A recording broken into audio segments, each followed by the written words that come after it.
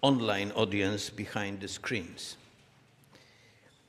On behalf of St. John Paul II Institute of Culture, I am delighted to welcome you all to today's conference. Among our guests, I would like especially kindly greet Her Excellency Julieta Anabela Maszuka, the Ambassador of El Salvador to the Holy See, who has joined us.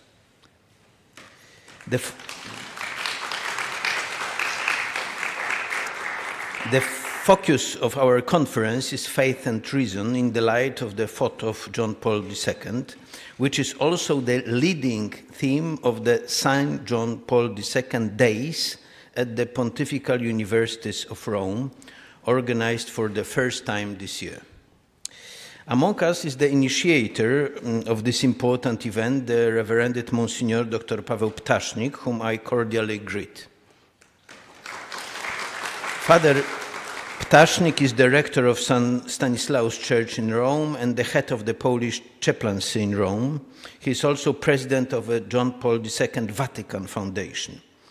Earlier, during his years of service in the Vatican Secretariat of State, he was one of the John Paul II closest collaborators, taking part alongside the Pope in numerous meetings, visits, and pilgrimages, and working with him on many papal speeches and publications.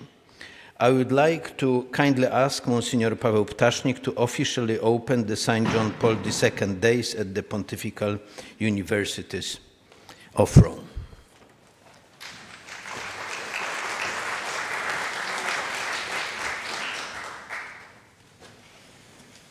Thank you, Dariusz, for your introduction.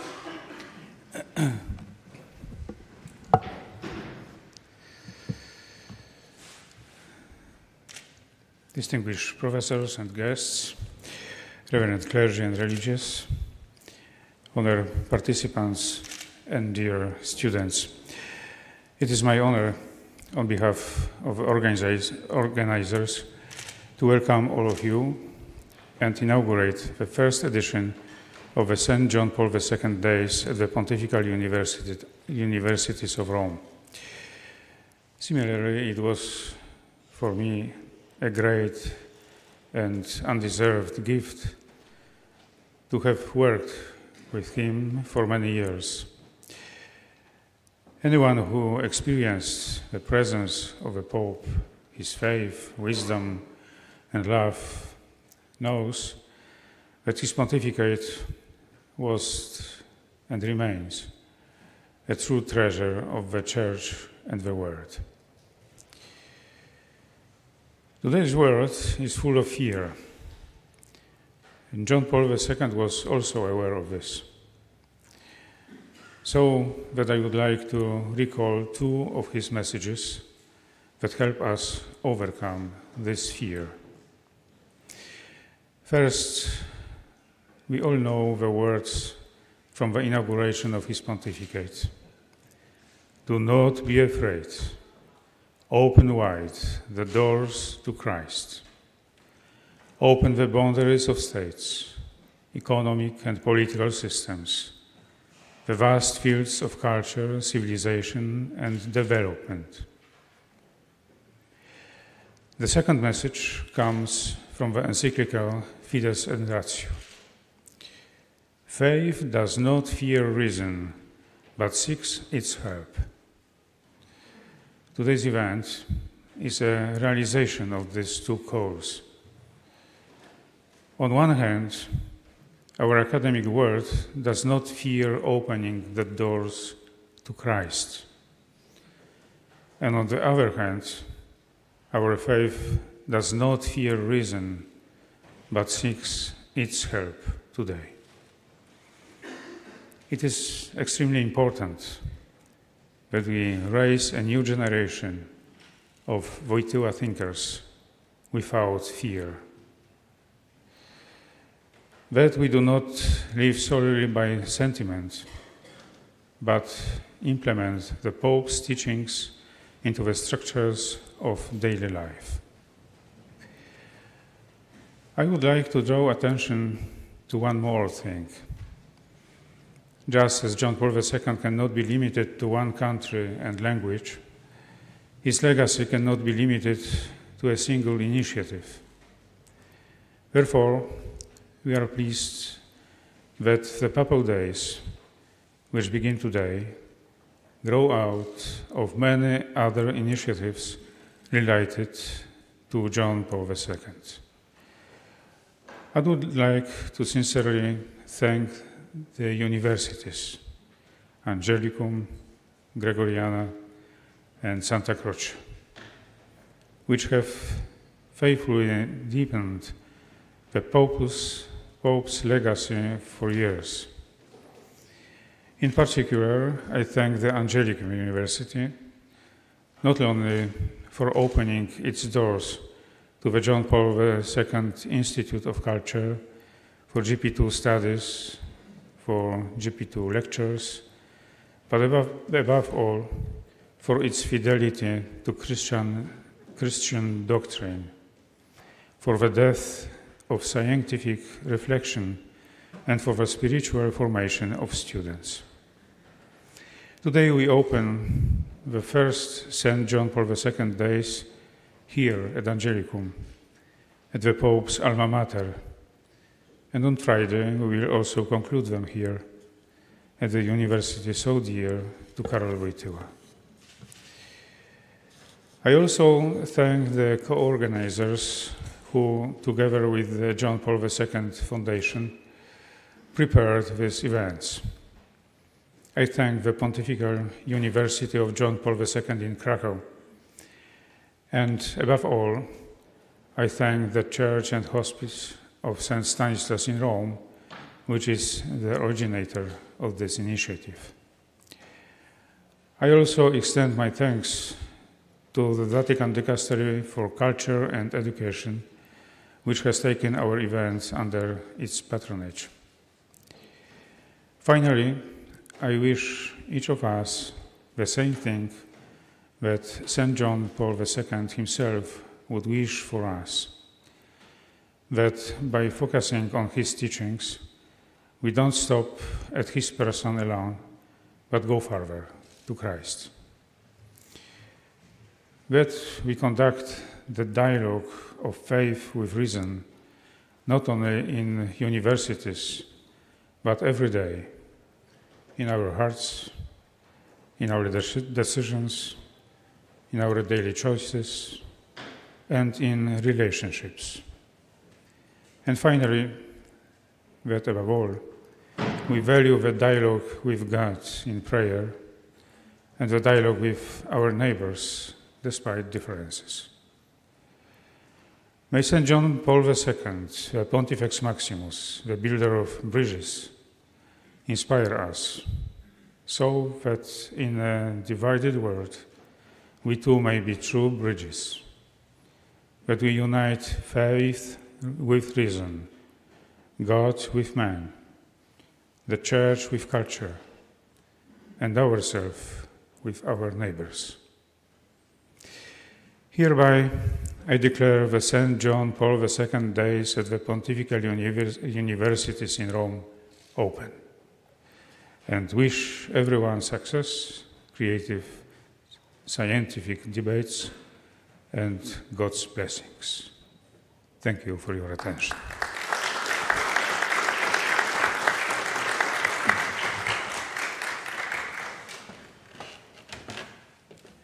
Thank you very much.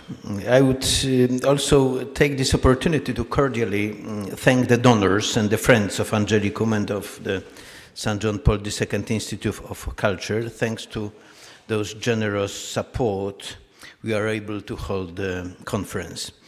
It is now my honor to welcome all of today's speakers who have kindly agreed to spend this day with us. Our conference will be opened by introductory remarks from Father Thomas Joseph White, the Rector of Angelicum. Then we will listen to the main lecture today by our special guest, Professor Richard Swinburne, who kindly joined us from England. The lecture will be followed by a Q&A session with our audience. After a short coffee break, we'll invite you to two short lectures by Father Dr. Cezary Binkiewicz and our second guest speaker, Professor Jacek Wojtysiak from Catholic University, Lublin. We will conclude with a panel discussion moderated by Dr. Tomasz Herbik. Ladies and gentlemen, please give a round of applause to all our speakers.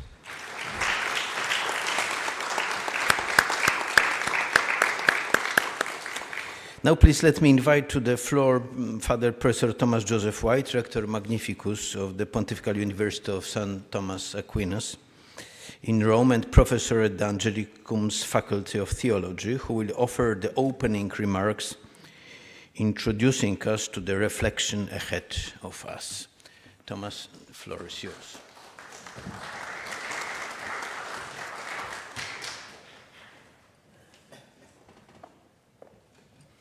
Thank you, Professor Karłowicz, and thank you for all the work that all of you have done to make this day possible. In its 1965 document on religious freedom, Dignitatis Humanae, the Catholic Magisterium, gathered under the auspices of the Second Vatican Council, underscored the irreducible role of human freedom, of consent non-coerced, in the access of the human person to the mystery of faith and to the reception of grace. In fact, this teaching on the importance of human freedom as a dimension of faith was nothing new in essence.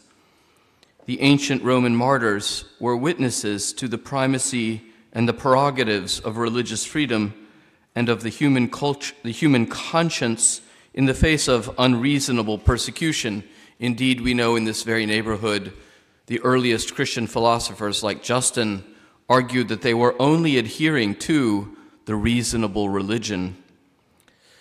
Likewise, it is a traditional affirmation of classic Catholic theology and canon law that sacraments such as baptism and Christian matrimony can only be received freely. Indeed, the Council of Trent clearly suggests that the presence and activity of grace in us makes us more free, not less, free for excellence or virtue in the face of the encounter with God. Likewise, then, we may think of and speak of philosophy and of the life of the mind and of human reason in the ambit or under the aegis of the life of grace. Reasonable faith, or we may think of reason in the service of revelation, wherein our Christian reason, even as natural philosophical reason, is called to more exalted heights precisely because of the illumination of divine revelation. To reflect anew on the world with wonder and resolve, but also with analytic clarity and rigor and honest searching regarding God and the soul, regarding divine providence and divine goodness, and evil, and human hope, and human destiny, and on the rational warrant and epistemological status of Christian belief as faith in the living God. The Christian philosopher is called to be, as is possible to him or her, not less, but more searching and taxing in honesty and probity as a philosopher, and in the candor of this stance to seek generously to find God and to identify the spiritual grounds of human personhood. Christians must especially cultivate a culture of philosophical truthfulness, matched also by our true culture of investigation, you might say, of rational vulnerability to argument. Today we honor the example and legacy of Pope St. John Paul II, an alumnus of our university famously, and who spoke to us very vividly of this vocation of philosophy within the Catholic Church and within human culture in general, especially in the famous encyclical from, I believe, 1999, Faith and Reason, Fides et Ratio. And in this context, it's an honor for us to welcome Professor Richard Swinburne, Emeritus Professor of the University of Oxford. I myself had the privilege of attending many lectures with Professor Swinburne in the 1990s and early 2000s, and saw him at times debate with others, such figures as Peter van Inwagen and Norman Kretzmann. Professor Swinburne has been a central protagonist, leader, and pioneer in the recent rebirth of the philosophy of religion in analytic philosophical circles.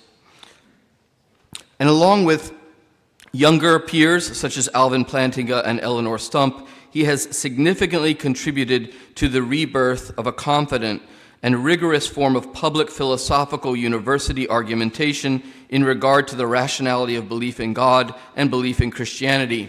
For those of you who are younger in the room, Professor Swinburne started publishing a series of monographs in the late 70s through the 80s and 90s, books like Faith and Reason, Atonement and Responsibility, The Existence of God, The Coherence of Theism, Revelation from Metaphor to Analogy. And these volumes were incredibly potent in galvanizing the rebirth of the discipline of philosophy of religion in English-speaking philosophical circles. His achievements have inspired thousands of academics, and his books have served as models of clarity. They are characterized by argumentative probity, intellectual responsibility, and generosity to others. We're grateful for his presence here today, and we thank him for his willingness to be present. The title of his discourse is Rational Faith. Thank you.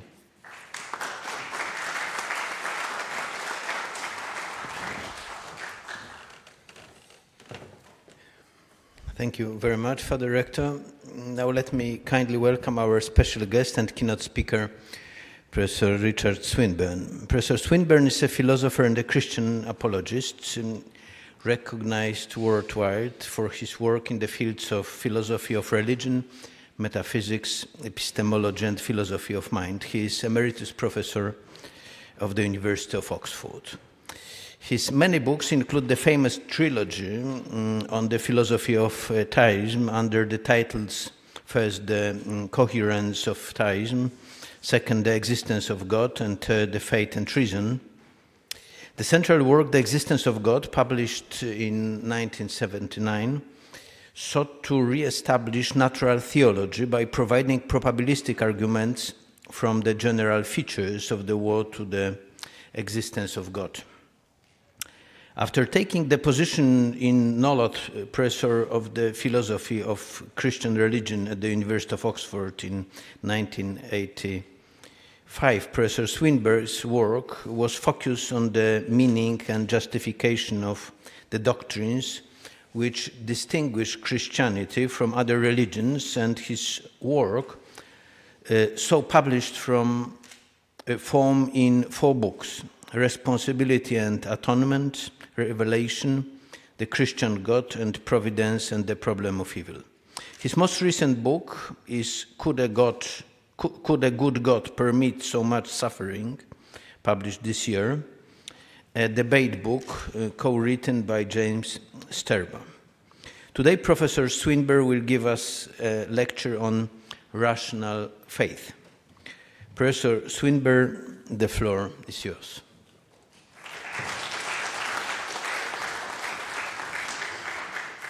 Well, thank you for inviting me to lecture to you. I'm grateful for the invitation, and I'm grateful for the invitation to be allowed to lecture in English. You all have command of many different languages, and thank you for listening in this language.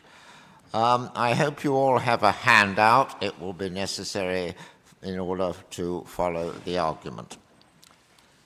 The papal encyclical, Fides et Ratio, makes a powerful and inspiring plea for dogmatic theologians to pay attention to philosophy in order to express their ideas in ways accessible to different cultures, and also a powerful and inspiring plea to philosophers to be open to the claims of dogmatic theology. This is a plea to which I am fully sympathetic. This 1998 encyclical is rather pessimistic about the general state of philosophy, pointing out that much post-Enlightenment philosophy abandoned the search for objective metaphysical truths and so failed to seek an overall theory of everything. But since the 1970s, the philosophy of the English-speaking world, now influential far beyond the boundaries of that world, and called somewhat misleadingly analytic philosophy, is explicitly objective and metaphysical, and does seek an overall theory of everything. Although, of course, the overall theory which most analytical philosophers claim to be establishing is a materialist one. Despite that fact, this change of aim during my lifetime is a very welcome one, and I myself have argued that the methods of analytic philosophy, properly executed, lead to theism, the view that there is a God, and not to atheism. And this lecture will include a brief outline of my argument for theism as the true overall theory. Pope John Paul paints with a broad brush, and some of his claims need to be made a lot more precise before we can assess them. To start with, what does he mean by his two crucial terms, fides and ratio, reason? Most often, especially in the later part of the encyclical, he seems to understand by fides the faith, that is, the content of the Christian revelation. But sometimes, and especially earlier in the encyclical, he means by faith giving assent to that concept, which is required of all Christians, and that is certainly what Augustine and Aquinas meant by fides. Ratio, reason, is seldom discussed in the encyclical under that name. Rather, it is with philosophy that faith is compared.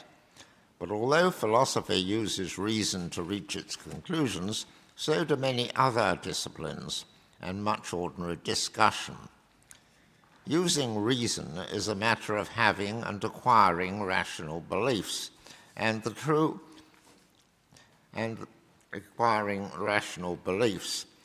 the issue normally discussed under the heading of faith and reason is the issue of whether making the act of faith gives you a rational belief and whether it matters whether or not it does. And that is what I shall discuss in this lecture. And in effect, that is the question which the papal encyclical was discussing when it considers whether the faith, in the sense of the content of Christian revelation, is rational. So, for the next 20 or minutes, I will analyze what makes a belief, in the sense of a belief that some proposition P is true, a belief that P is true, what makes such a belief rational, or, as it's often called, epistemically justified. I mean, and I think most people mean, by that, by it being rationally justified, that the proposition believed, P, is more probably true than some other alternative. Now, at this point, we're on the handout, and I'm discussing what's summarized in the first paragraph of the handout. And the normal alternative is not P, the negation of P. It is clearly good, other things being equal, to have a rational belief, because we are more likely to achieve our goals on the assumption that a rational belief is true than we would be otherwise. There are two sorts of beliefs, basic beliefs and non-basic beliefs. A person's basic belief that P is just a name for a proposition, a person's basic belief that P is a belief which that person believes, not because it's made probable by any other belief which the person has, but simply because the proposition believed, although often caused by some experience, seems to them to be true. By contrast, a person's non-basic belief that P is one which they believe because they believe that it's made probable by some other proposition, Q, which they believe, and which thus constitutes their evidence for P. A basic belief of some person that P is rational, is true only if a basic belief of some person that P is rational is a belief that it is rational only if P is indeed probable, simply because of the fact that the person believes it. And a person's non-basic belief is rational if and only if it's made probable by the believer's probable basic beliefs. And now we pass to the second paragraph on the handout. It is, I suggest, a very fundamental a priori epistemic principle, which I call the principle of credulity, that every basic belief is probably true. That is, it's more probable than not that the proposition believed is true, more probably true in the absence of counter-evidence in the form of other basic beliefs of that believer, which make it probable that they are mistaken. In other words, what seems to us to be so is for that very reason probably so in the absence of counter-evidence. This holds paradigmatically for beliefs arising from apparent perception. If it seems to me that I am seeing a desk in front of me, that is, I find myself believing that I am seeing a desk, then, in the absence of counter-evidence, probably there is a desk in front of me. Of course, in the case of most perceptions, I have sensations, patterns of colour in my visual field, which I believe to be caused by the object apparently perceived, that is, the desk. But that I am perceiving that object is not an inference from those sensations. It is a datum which comes with the sensations, providing their interpretation.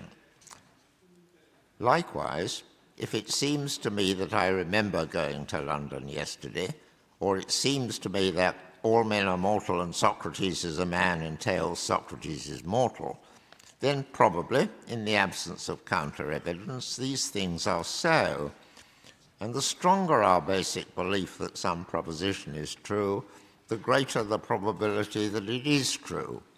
If we cannot start our epistemic journey from our basic beliefs, we cannot start it at all, and total skepticism would follow. And now on to the third paragraph. But even with our memories of our own past experiences, we would have very little knowledge of the world unless we rely on what other people tell us. And so I suggest that it is a second fundamental a priori epistemic principle that what other people tell us that they are experiencing or remember having experienced or remember as facts, they probably do or did experience or probably are facts, again in the absence of counter-evidence. And the more witnesses, and witnesses purported to be reliable, who have said that they saw something happen or know that it did happen, the more probable it is that it did happen. I call this principle the principle of testimony. Almost all that we believe we know about science or history or geography depends on what it seems to us that others have told us, and so often they tell us what they do because others have told it to them. As John Paul expresses it, in his own words, in believing, we entrust ourselves to the knowledge acquired by other people, close quote. If we cannot trust the testimony of others, and that normally involves trusting our memories that someone did tell us so-and-so, even if we cannot remember who that person was, unless we can trust the testimony of others, our knowledge of the world would be very limited indeed. Beliefs acquired from both these sources, our own experience or the testimony of others, are only probably true in the absence of counter-evidence, that is, stronger evidence from similar sources to the effect that those beliefs are probably false. If some teacher tells you that Julius Caesar was the first Roman emperor, but other teachers and other books tell you that Augustus was the first Roman emperor, it's probable that your first source of information was incorrect. If I have a basic belief that I saw my friend on the other side of the road, but several people tell me that he was somewhere else at the time, then, unless my basic belief is very strong, it becomes probable that I have made a mistake. But one's own apparent personal experience does have stronger weight in assessing what happened than does the testimony of 2 or 3 others, especially if one's own memory of one's own experience is strong and clear, just because of its directness as a source of information. Science relies on the applicability of these principles to determine what constitutes evidence for their theories. A scientist takes their observations, experiences, and calculations as probably correct, and the probability will be greater if they've looked carefully at the experimental results and checked the calculations. Most scientists rely most of the time on the apparent testimony, written and spoken, of other scientists that they have made certain observations, and of theoreticians that they have made certain calculations. And the wider educated public relies entirely on the testimony of scientists with respect both to scientists' observations and calculations. So much for the rationality of basic beliefs. There are also fairly clear criteria used by all of us, but paradigmatically by scientists and historical and forensic investigators, for when basic or non-basic beliefs in reporting our evidence makes probable a hypothesis which explains that evidence. I suggest that there are 4 such criteria, and they are on the 4th paragraph of the handout.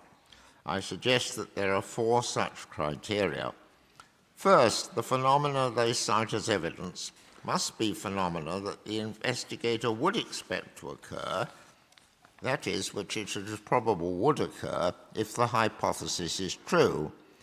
Secondly, the phenomena must be much less to be expected, that is, it must be less probable that they would occur in the normal course of things, that is, if the hypothesis is false. But we could always invent to explain any phenomena whatsoever, innumerable, and indeed an infinite number of different hypotheses, postulating many new entities with complicated properties which would satisfy the first 2 criteria. The crucial 3rd criterion is that the hypothesis must be simple, in the sense that it postulates few entities, that's few substances, few kinds of entity, few properties, few kinds of properties, the properties being observable or easily defined in terms of observable properties, and mathematically simple relations between the instantiation of these properties. It doesn't matter if you don't understand all of those terms at the moment, nothing very much will turn on it until we come to examples. And fourthly, the hypothesis must fit with what we already know about the world in a wider field than would be explained by the hypothesis. This knowledge about the wider field is called the background evidence.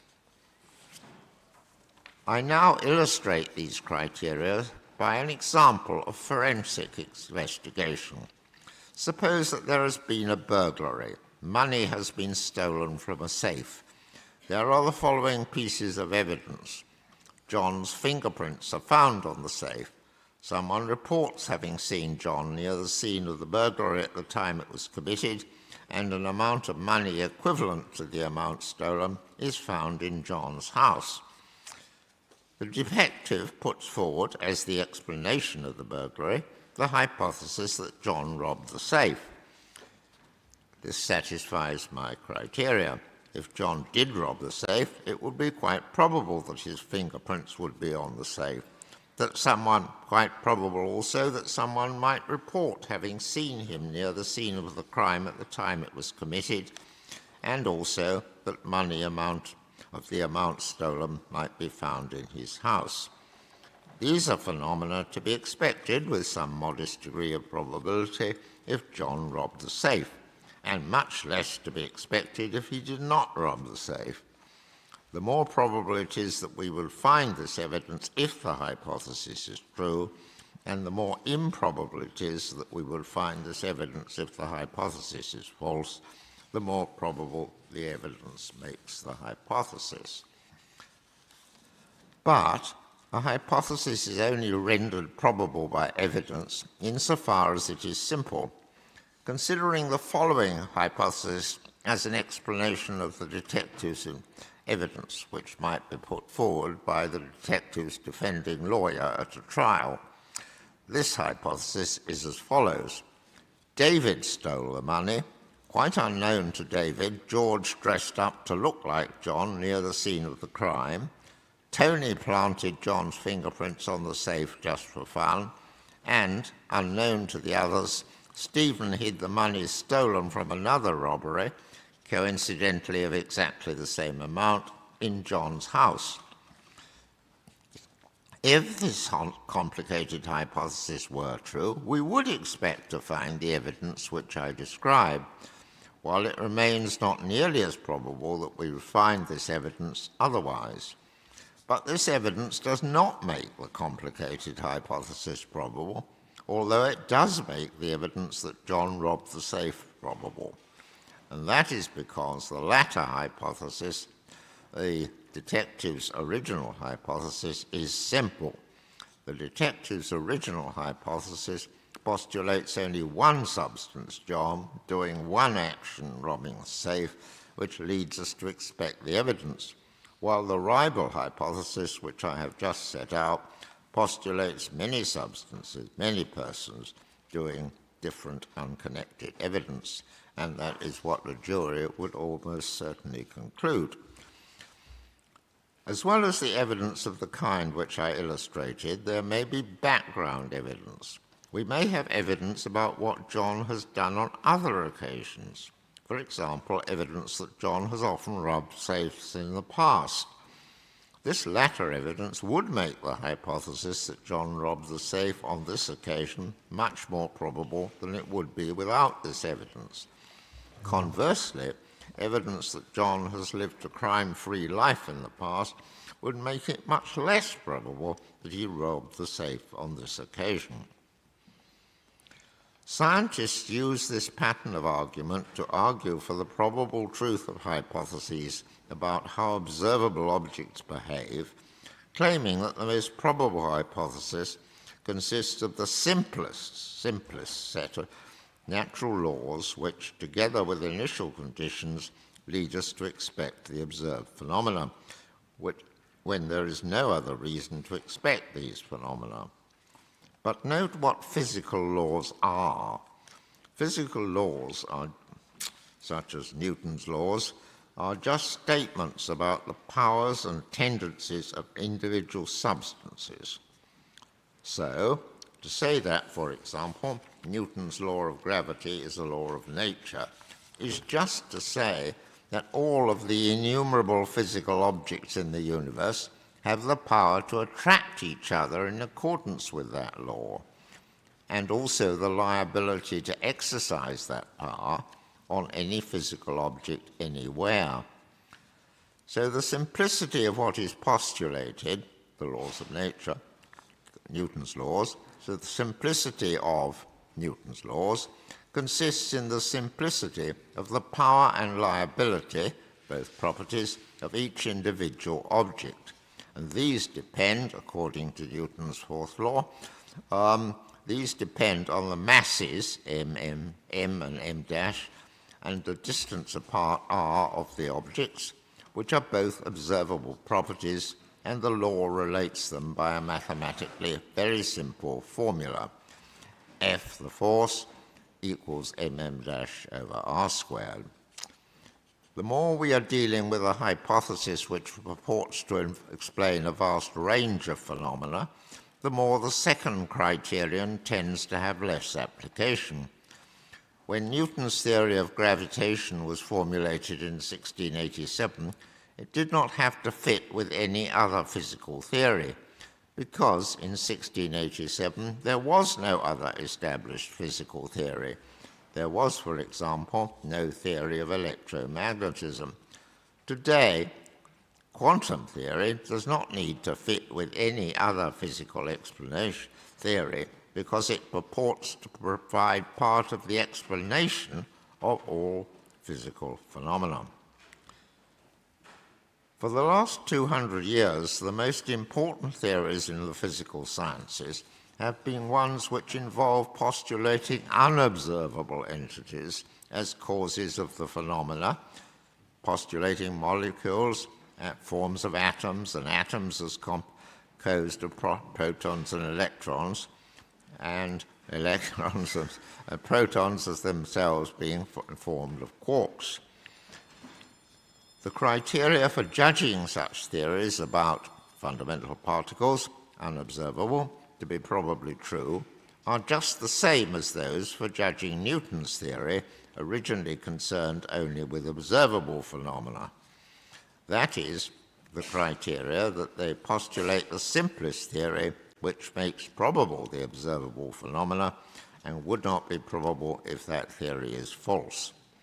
Since laws are statements about the powers and liabilities of individual entities, physical cosmology postulates innumerable entities which have exactly the same powers and liabilities.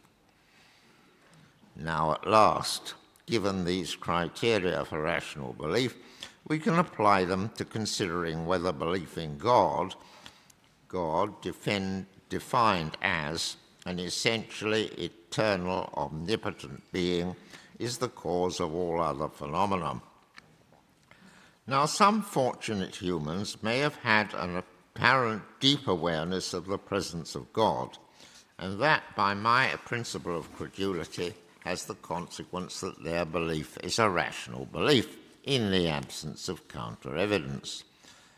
Very many humans learn that there is such a being as God by what their parents and teachers tell them, and so, by my principle of testimony, for them also, belief that there is such a being is a rational belief in the absence of counter-evidence.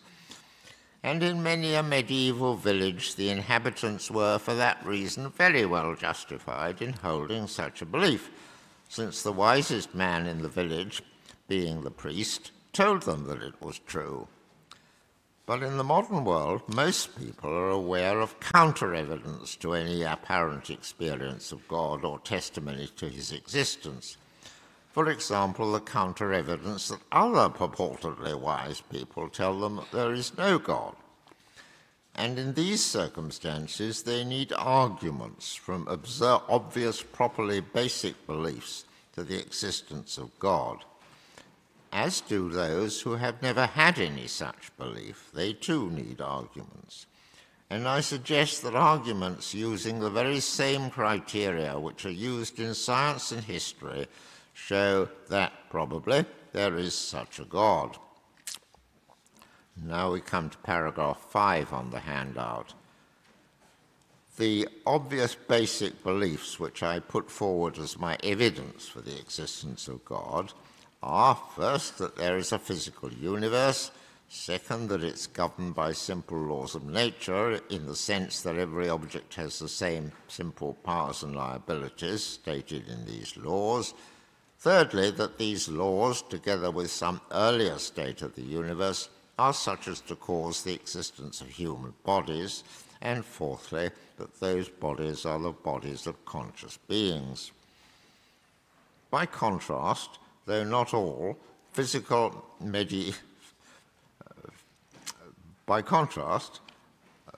Western medieval and modern philosophy, not all of it, but much of it, has had among the premises of its arguments for theism various purported metaphysical principles, such as, to take my examples from Aquinas' first and second ways, open quote, anything in the process of change is being changed by something else, close quote, and also, open quote, a series of causes must stop somewhere, close quote.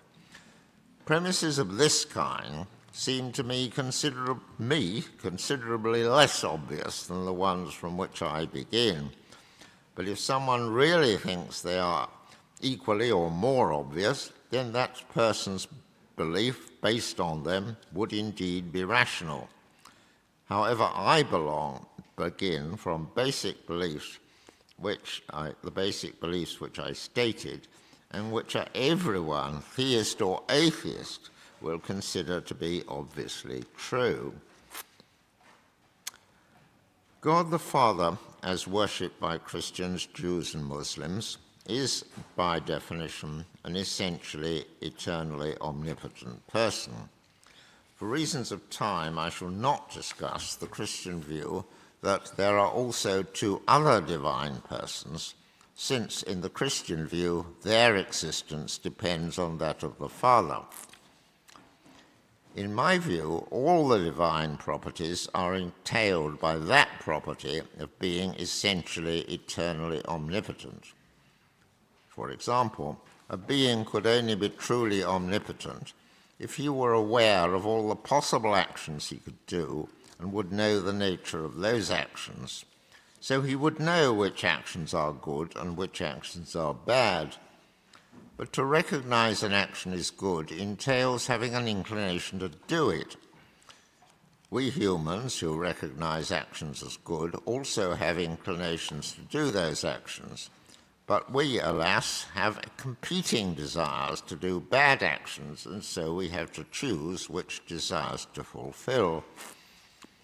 Since God would be a more complicated being if he also had bad desires as well as good desires, it is simpler to postulate that he does not have bad desires and so is perfectly good. That is the simplest sort of God there could be, and for that reason probably true. Hence, to postulate the existence of God is to postulate a very simple hypothesis that there exists one such person having just one essential property, omnipotence eternally. If there is a perfectly good omnipotent being, we would expect him to bring about good things, and we humans are very good things. Unlike all other creatures, we can reason rationally, have moral beliefs and free will to choose between good and evil, and so by our bodily actions make the world and other people better or worse, and learn how to extend our knowledge of how to make such differences. In having a property of being able to choose between good and evil, humans have a good property which even God himself does not have. So it is quite probable that if there is a God, he will cause the existence of humans, because they're such a good thing and have a sort of goodness he doesn't have. For the existence of humans, the four features of the universe which I described as our evidence are clearly necessary. Without a physical universe, there could not be bodies. In order for humans to know how to make differences to each other in the world, there have to be observable regularities to make differences in the way that objects behave, simple enough for humans to understand. Only if they know the effects of fire can they choose whether or not to use it to burn their enemies' crops, or alternatively, whether or not to cook food for themselves. And they will only be able to have the good of being able to improve their knowledge of how to make changes to the world, or not to bother to do so, if the regularities have simple underlying laws, such as the laws discovered by physical scientists, have simple underlying laws for them to discover and to utilize. Humans will only have bodies if the laws were such as, together with some initial state of the universe, will cause the existence of human bodies. And humans will only be able to make the choices they do if they were conscious beings. So, if there is a God, probably creatures with these features will occur somewhere in the universe.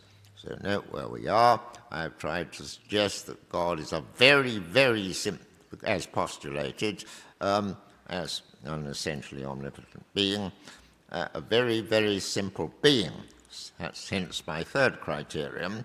I've now suggested that if that hypothesis were true, we would expect us to exist. It would be probable that we would exist. But unless there is a God or some more complicated universe-generating machine, there is not the slightest reason to expect creatures with these features. Unless there is a God, there is not the slightest reason for expecting there would be a physical universe at all. Even if there is such a universe, there is not the slightest reason to suppose that it would be governed by simple laws of nature. For, as I have mentioned above, laws are simply statements about the powers and liabilities of individual objects. So the simplicity of laws of nature consists in the fact that innumerable objects in the world behave in exactly the same way. Every atom in the universe attracts every other atom in accordance with Newton's law of gravity. And even if there were simple laws, there is not the slightest reason to suppose that they would lead to the evolution of human bodies. Not the slightest reason to suppose, unless there is a God, that they would lead to the evolution of human bodies. The four kinds of force described by laws are gravity, electromagnetism, the strong force, and the weak force, these forces being constrained by the requirements of quantum theory. Without any one of these forces, human bodies could not exist. Even if they did exist, recent scientific work has drawn our attention to the fact that all these forces and the density and strength of the Big Bang at the beginning of the known universe are fine-tuned for the evolution of human bodies. The matter energy at the time of the Big Bang had to have a certain density and a certain velocity of recession. Increase or decrease in these respects by 1 part in a million would have had the effect that the universe was not life-evolving. Similarly, the constants in laws of nature needed to lie within similar extremely narrow limits if intelligent life was to be formed. It is therefore most unlikely that laws and initial conditions should by chance have had a life-producing character. But God is able to give matter and laws this character, and he has, I have argued, reason for doing so, the goodness of humans. And finally, of course, there have to be a large number of additional laws beyond those laws governing merely physical objects, which cause the existence of human consciousness. And modern science gives not the slightest reason to suppose there would be such laws. It does not need to, so theism does not need to satisfy the fourth criterion, because being even wider in its explanatory scope than quantum theory, there is nothing which lies outside its explanatory scope. It purports to explain everything, hence we need not take into account wider knowledge. For these reasons, it satisfies very, very well the criteria which I have put forward for believing that there will be a God of the kind I described. Now we're on to paragraph 6 on the handout. But a rational belief must be based on the total available evidence. And there is one obvious kind of evidence of which I have not taken account, the existence of human sin and suffering. We need to explain why a perfectly good God would allow some of the awful sins and suffering evident on earth. And that means we need a plausible theodicy, that is, a justification of why a God would allow this. I believe that there is a good theodicy, but for reasons of time I cannot discuss that now. But given the existence of a plausible theodicy, belief in God is a highly rational belief. Its rationality, like that of any forensic or scientific theory, consists in being made probable, with a probability less than 1, by the evidence.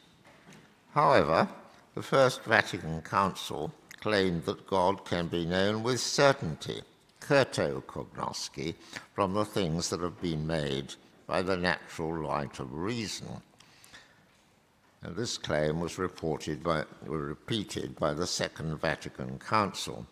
So if I am right, certainly kerto cannot be read as indubitably or incorrigibly, but maybe it can be read with as beyond reasonable doubt. very few propositions are such that we cannot be mistaken about them.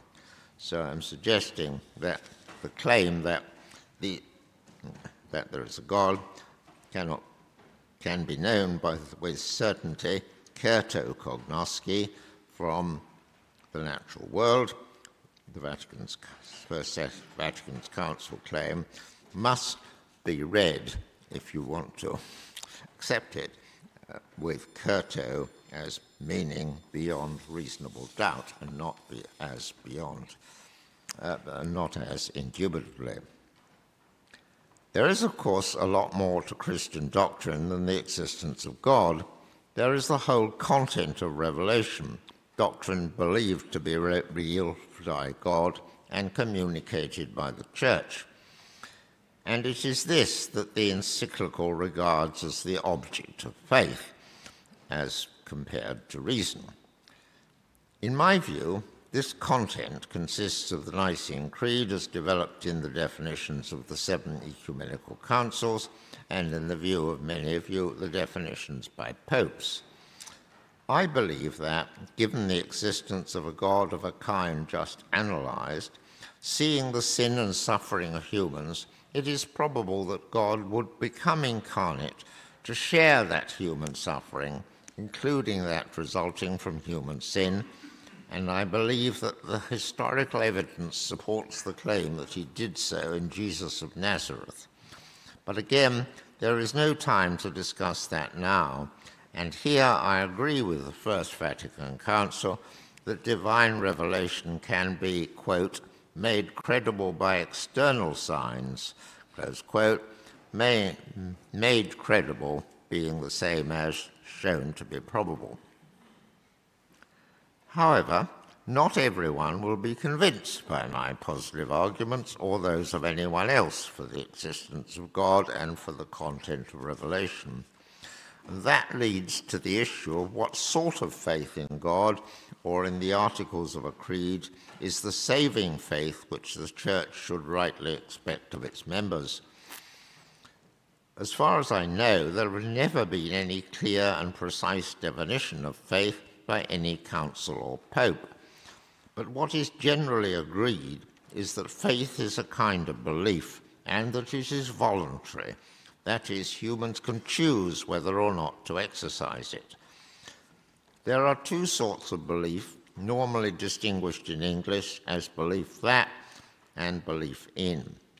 What I have been discussing so far is belief that, an attitude to some proposition which this attitude to some proposition of the kind I've been discussing. Such belief is necessarily involuntary. It is not something that at any given time we can choose to have or not have, but it is something we find ourselves having. And here we're on paragraph 7 on the handout. For if believing that some proposition P were the result of an intentional action, something we chose to do, then we would know that it was up to us, that it depended on our choice whether or not we would believe it. But then we would know that we need have no reason to believe that our belief was in any way sensitive to whether or not it was true. And in that case, we couldn't really believe it. If we really thought it was up to us whether we believed something, we would know that it didn't depend on whether the evidence supported it or not. And if we thought that, then we couldn't really believe it. We can, of course, pursue further investigation into the truth of a proposition, and that may lead us to form a contrary belief. But at any particular time, beliefs that are involuntary. For that reason, I disagree with Aquinas, who claims that, open quote, the mind of one believing settles upon the one side of the question, not in virtue of his reason, but in virtue of his will, close quote. However, Aquinas distinguished between, open quote, unformed faith and, open quote, formed faith.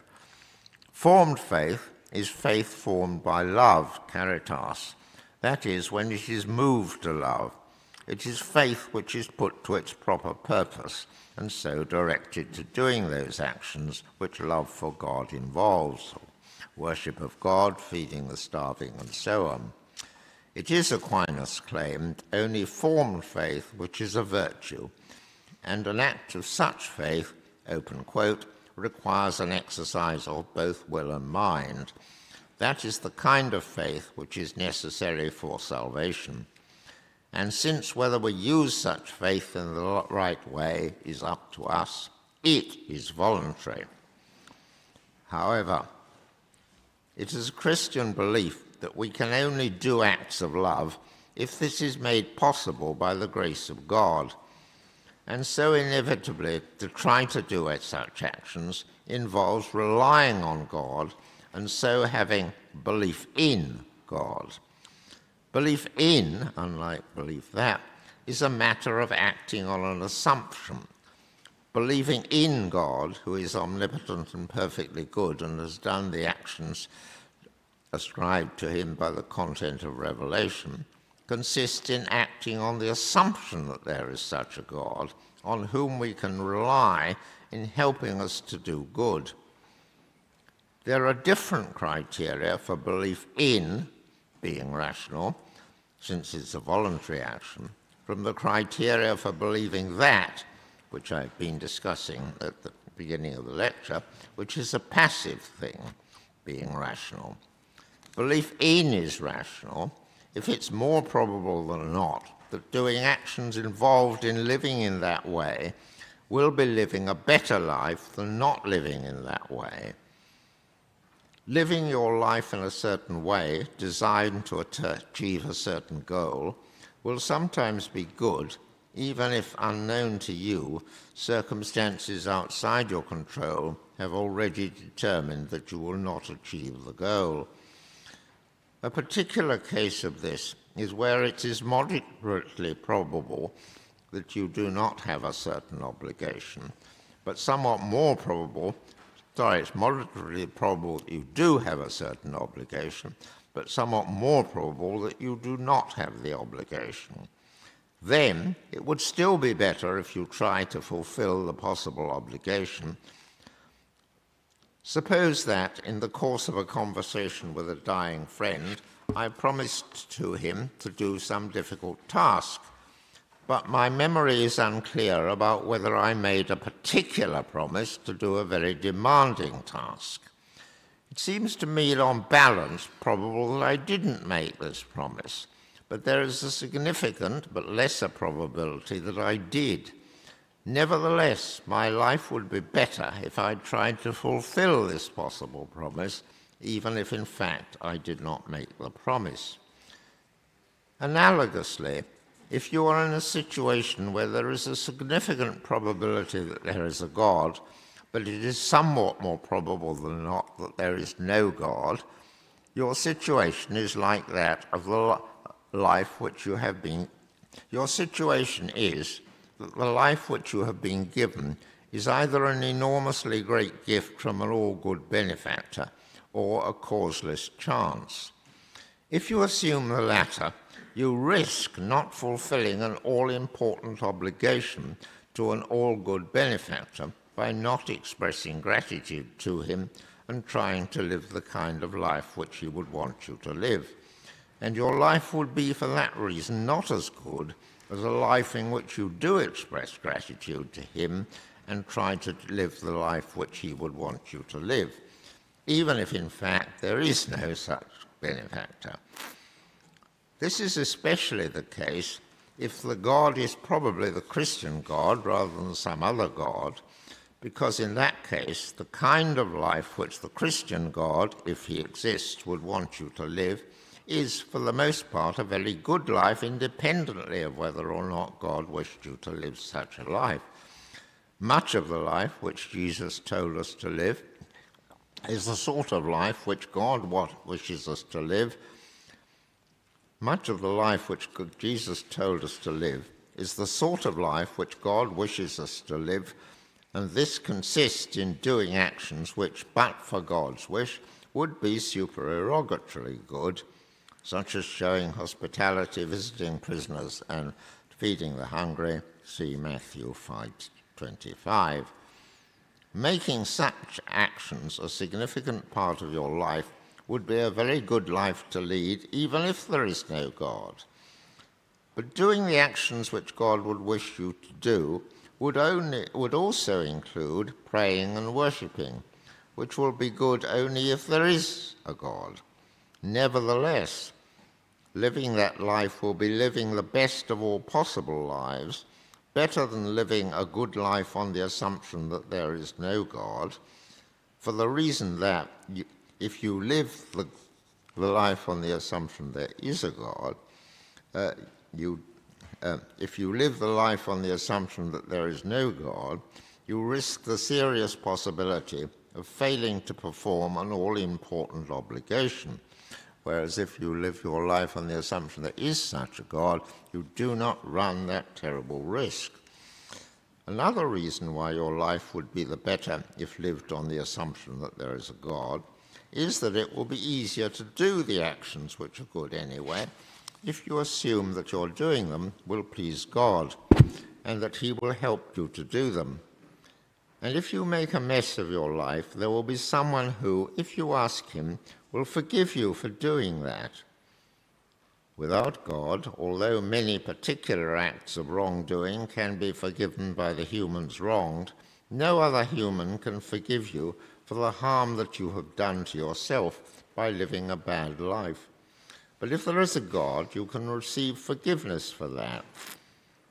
And of course, most religions, including Christianity, offer the prospect of heaven after this earthly life, especially to those who have lived it in the way that God would have wanted us to live.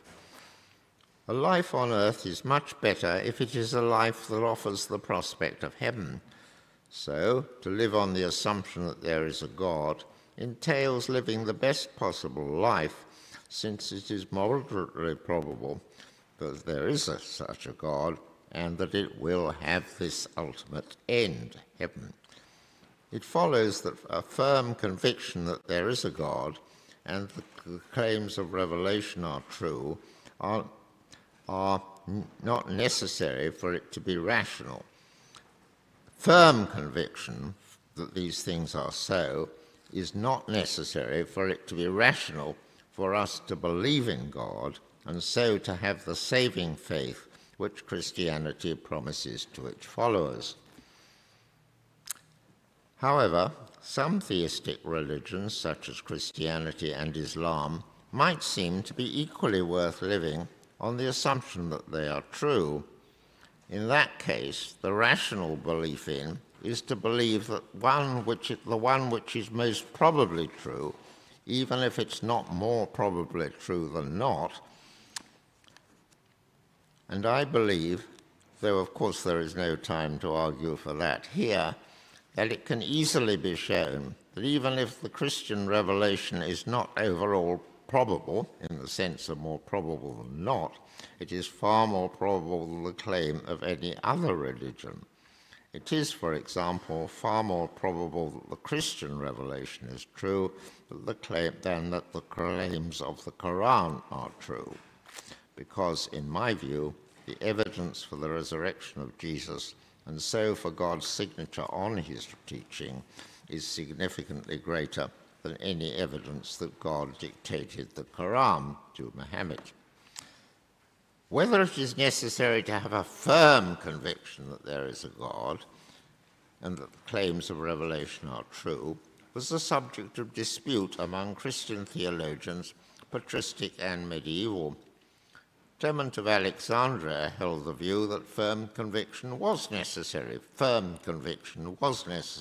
faith.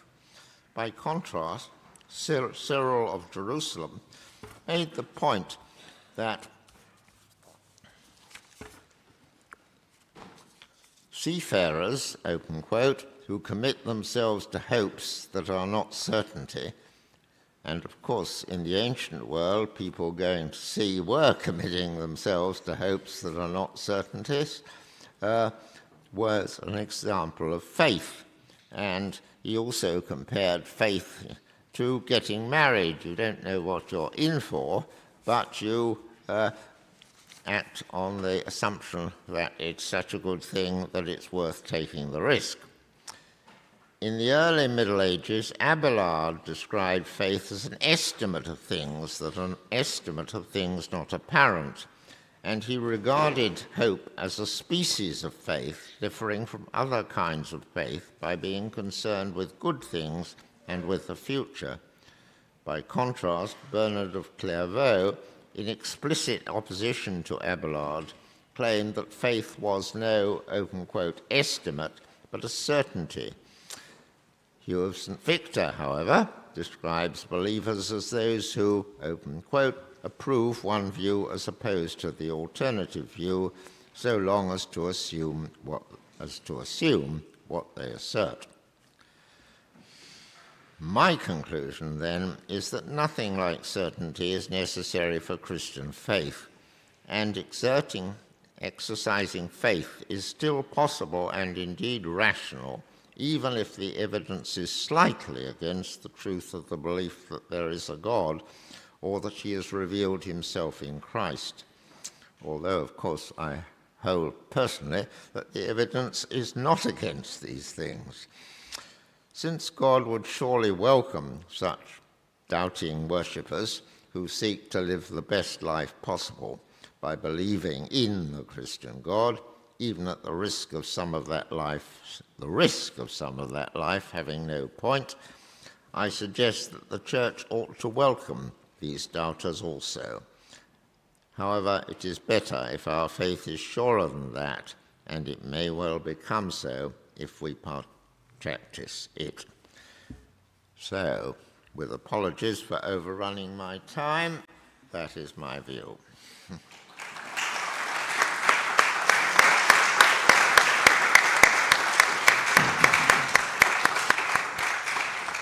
Thank you very much, Professor Swinburne, for that great lecture. We'll now invite the audience to ask questions. Please raise your hand and we'll hand you the microphone. I see the first. Thank you very much, Professor. I want to comment on the third of the criteria for when beliefs reporting evidence make an hypothesis probable.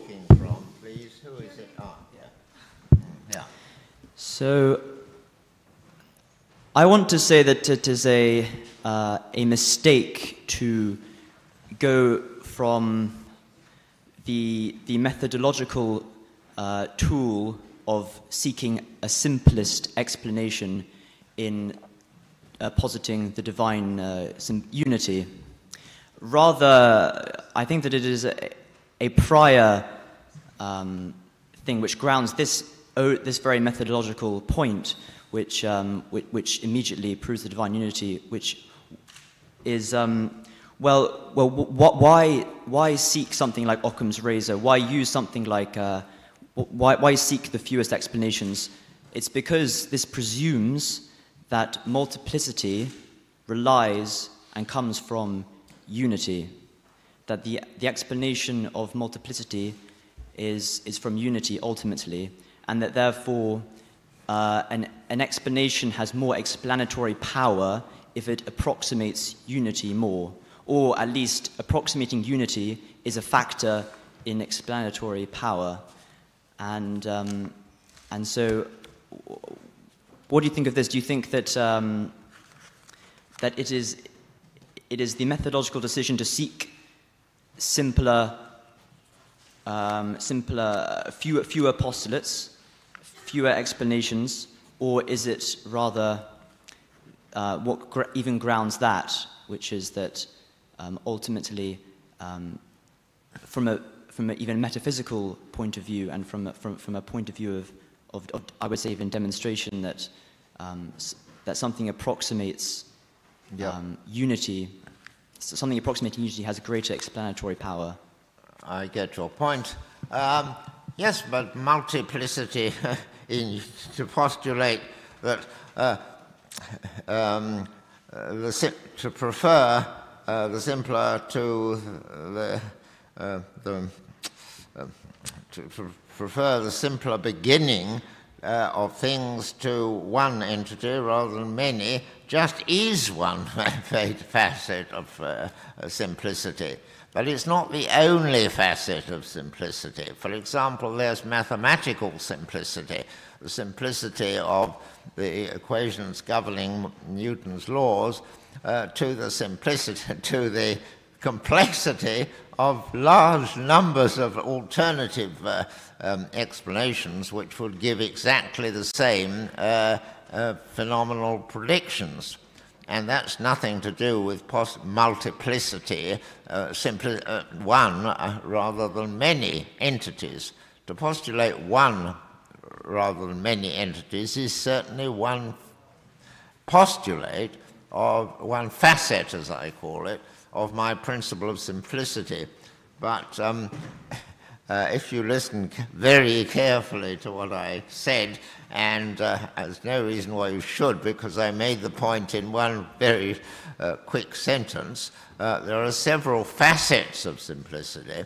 One is to postulate few entities rather than many, and that was your point, but also to postulate few kinds of entities, few kinds of properties, few properties rather than many, also to postulate that those properties were of the kind that can easily be connected to observation, and also to mathematical simplicity. So there's more to the criterion of simplicity than mere preference for one rather than many.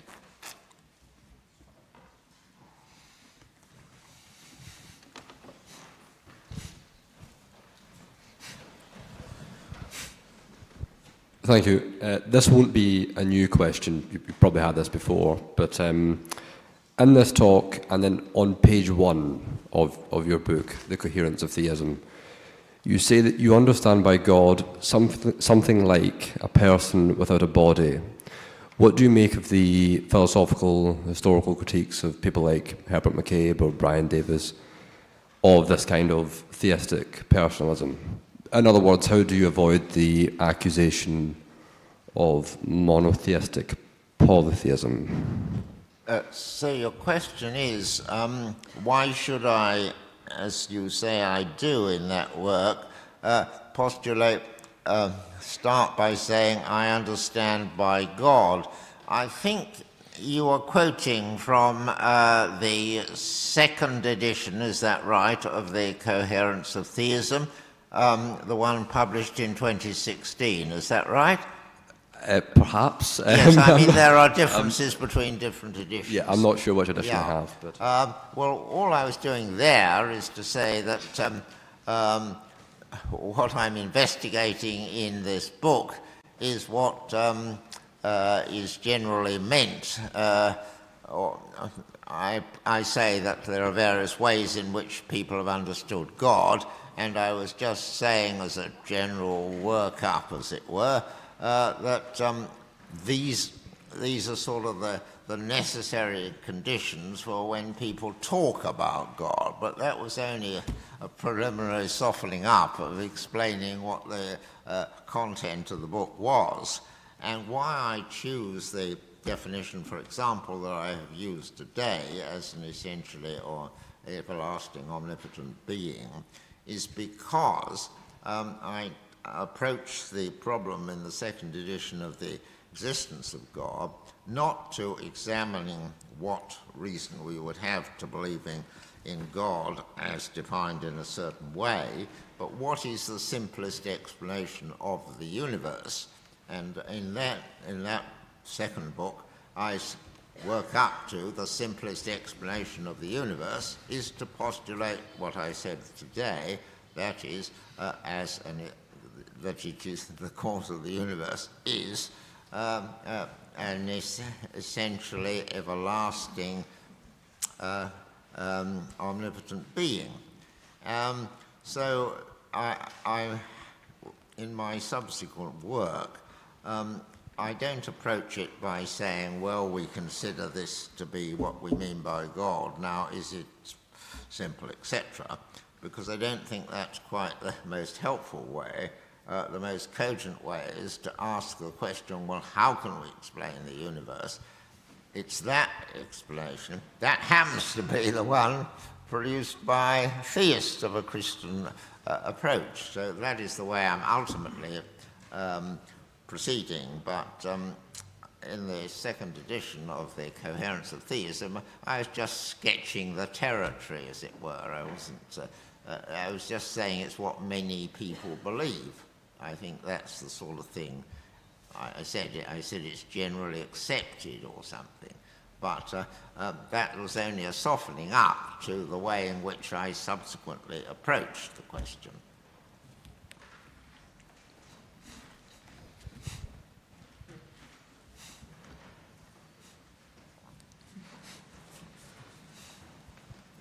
Thank you, Professor, for your lecture. So in the end, you said something which sounds similar to Pascal's wager for me. So you said something that there is a risk that by not living the kind of life that God would wish us to live, we might fail to fulfill an obligation.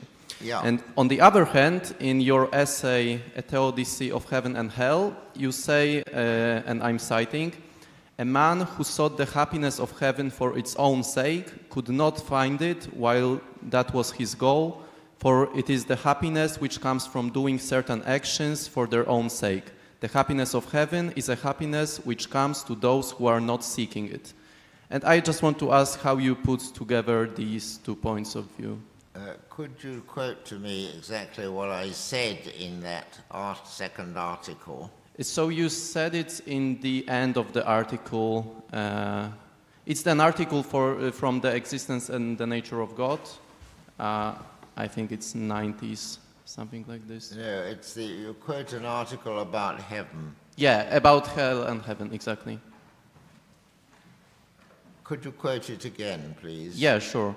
A man who sought the happiness of heaven for its own sake could not find it while that was his goal, for it is the happiness which comes from doing certain actions for their own sake. The happiness of heaven is a happiness which comes to those who are not seeking it.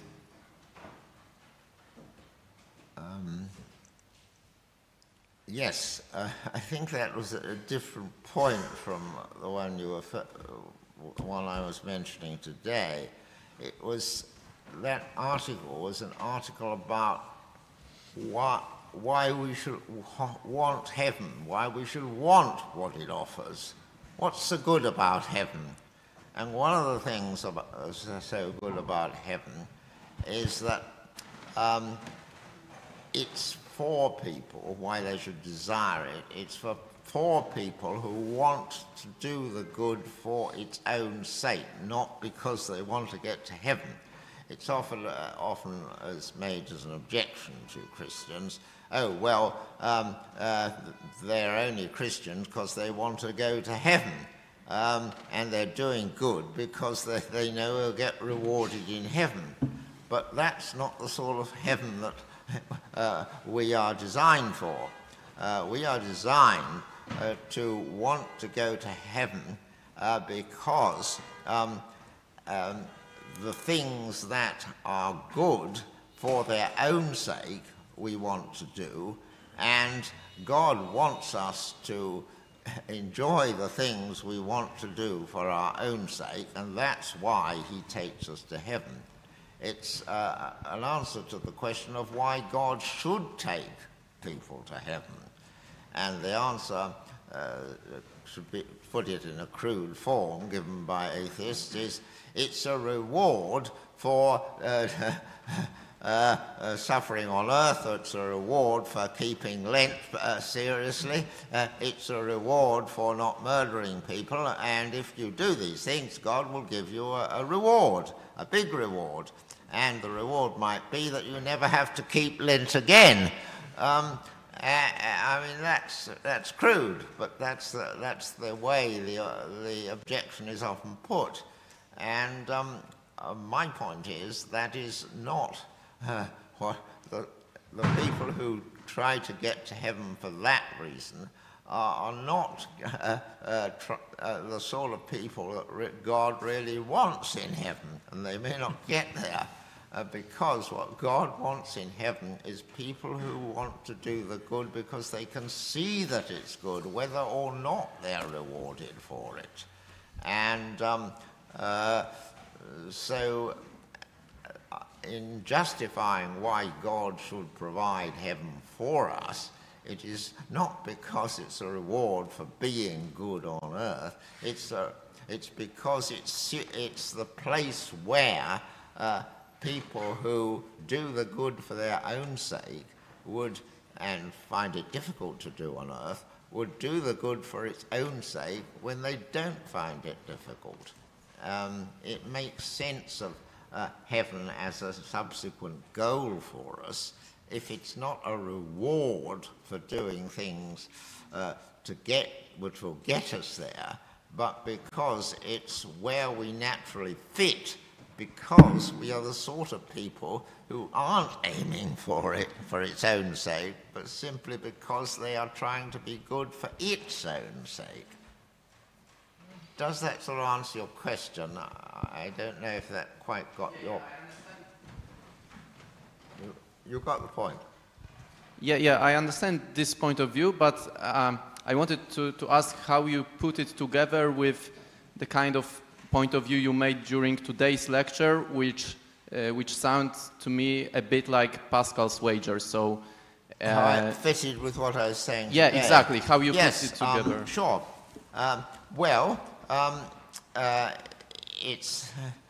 It's not wrong to want a reward for doing good. What I was concerned with is that if the only reason that we do good is to get to heaven, heaven is not for us. But it is an additional reason why, although we have other reasons for doing good and are doing good for those reasons, we should do good on the assumption that there is a God, and that makes it easier to do the good with the prospect of heaven, although it's not a determining reason for it. It's just an extra bit.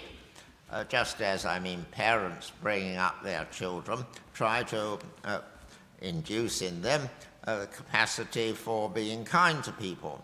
But they also, as it were, make it a bit easier for the children to do that by saying, if you do, I will give you this.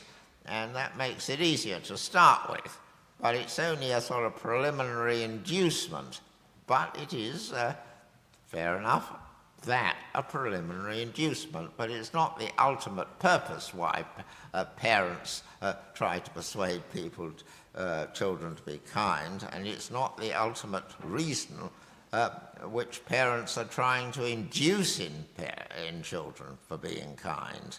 They're not urging the children to be kind because they'll be rewarded. They're just saying you will be rewarded as just a bit extra to make it initially plausible for rather weak-minded children to do the right thing, and God makes it initially plausible for us to do what is otherwise right for that reason. But it's not what God is looking for ultimately, because that in us, in order to make us suited for heaven. Thank you.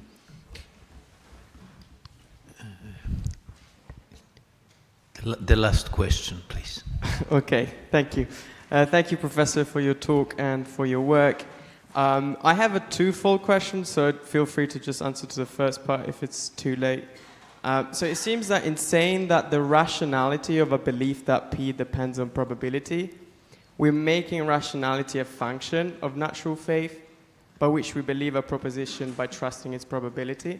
Sorry, I'm not quite following you, and it may be because I'm not hearing you clearly. Could you just make that point? Okay. Is this better slowly now? And more clearly. Is this better? Yes. Okay. So it seems that in saying that the rationality of a belief that P depends on probability, we're making rationality a function of natural faith, by which we believe a proposition by trusting its probability. So if this is the case, and I might be wrong, Are we not bridging the alleged gap between faith and reason by reducing the latter to a function of the former? So this is the first part of my question. And then, just feel free to just answer to that. If you feel inspired to answer the second part of the question, I would like to ask also, what happens if we bring the question to the realm of supernatural faith? Would the rationality of supernatural faith depend on the probability shown by internal probabilities like the analogia fide? Well, wait a minute, let's answer the first question Okay. first. Yeah, I think the believing that is something we have to start from. That is to say, if you believe that there is a God, then it's obviously sensible to act on the assumption that there's a God. But if you believe that definitely, obviously there's no God, it's not sensible to act on the assumption. But if your conclusion on the belief that issue is that slightly more probable than not that there is no God, then I am arguing it's still rational to believe in God. It depends just how probable it is on how probable the belief that is. Right, I'll go on from there. Well, I wouldn't actually know how to connect this now with supernatural faith. So maybe we'll pause it here and perhaps pick up the conversation another time. Thank you. Well, I was saying that is the, of course, in all these matters we need a little help from grace, but the question is whether we use that help from grace or not. And I'm arguing that it is rational to accept the help that God's grace provided to believe in him. It is rational to do that because living a good life includes fulfilling what possible serious obligations if it's quite near to being more probable than not that you have them. If you have an obligation, or you think you have an obligation to do some earthly task, and you're not certain whether you do have that obligation, the good life does include doing it just because you risk not doing it. And that is the case, but only if it's on the border or slightly less probable that you have the obligation than that you don't. But if you certainly don't, then it would be silly to act on the obligation that you do. Thank you. Thank you very much. Let me invite you for 20 minutes break, coffee break.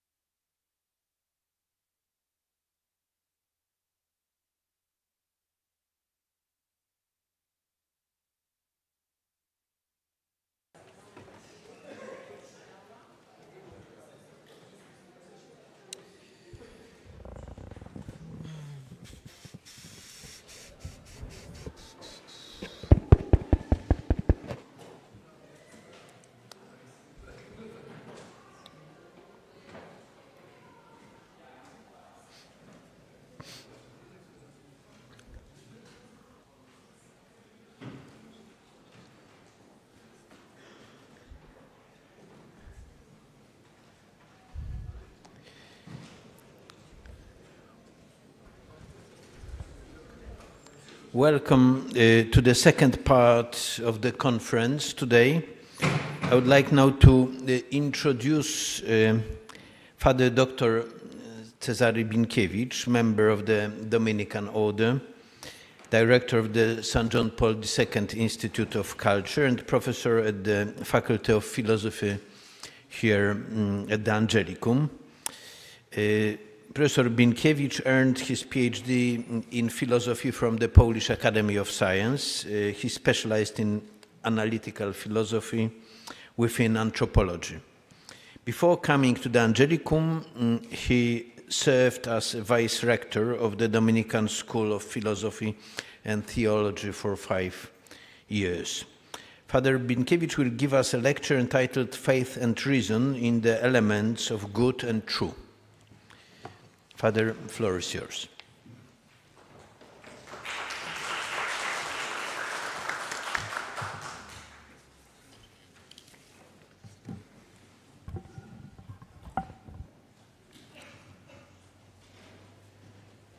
In general, the debate of faith and reason enjoys considerable interest because, as Bonowicz notes, I quote him, it concerns a tension that many of us carry within ourselves.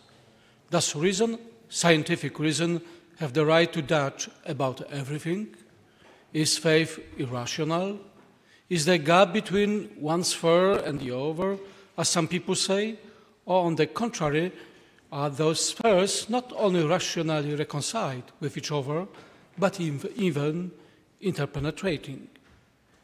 Even though the classical definition of man as a rational animal does not take into account his desire for transcendence, it seems that it is impossible to understand man without his religious dimension.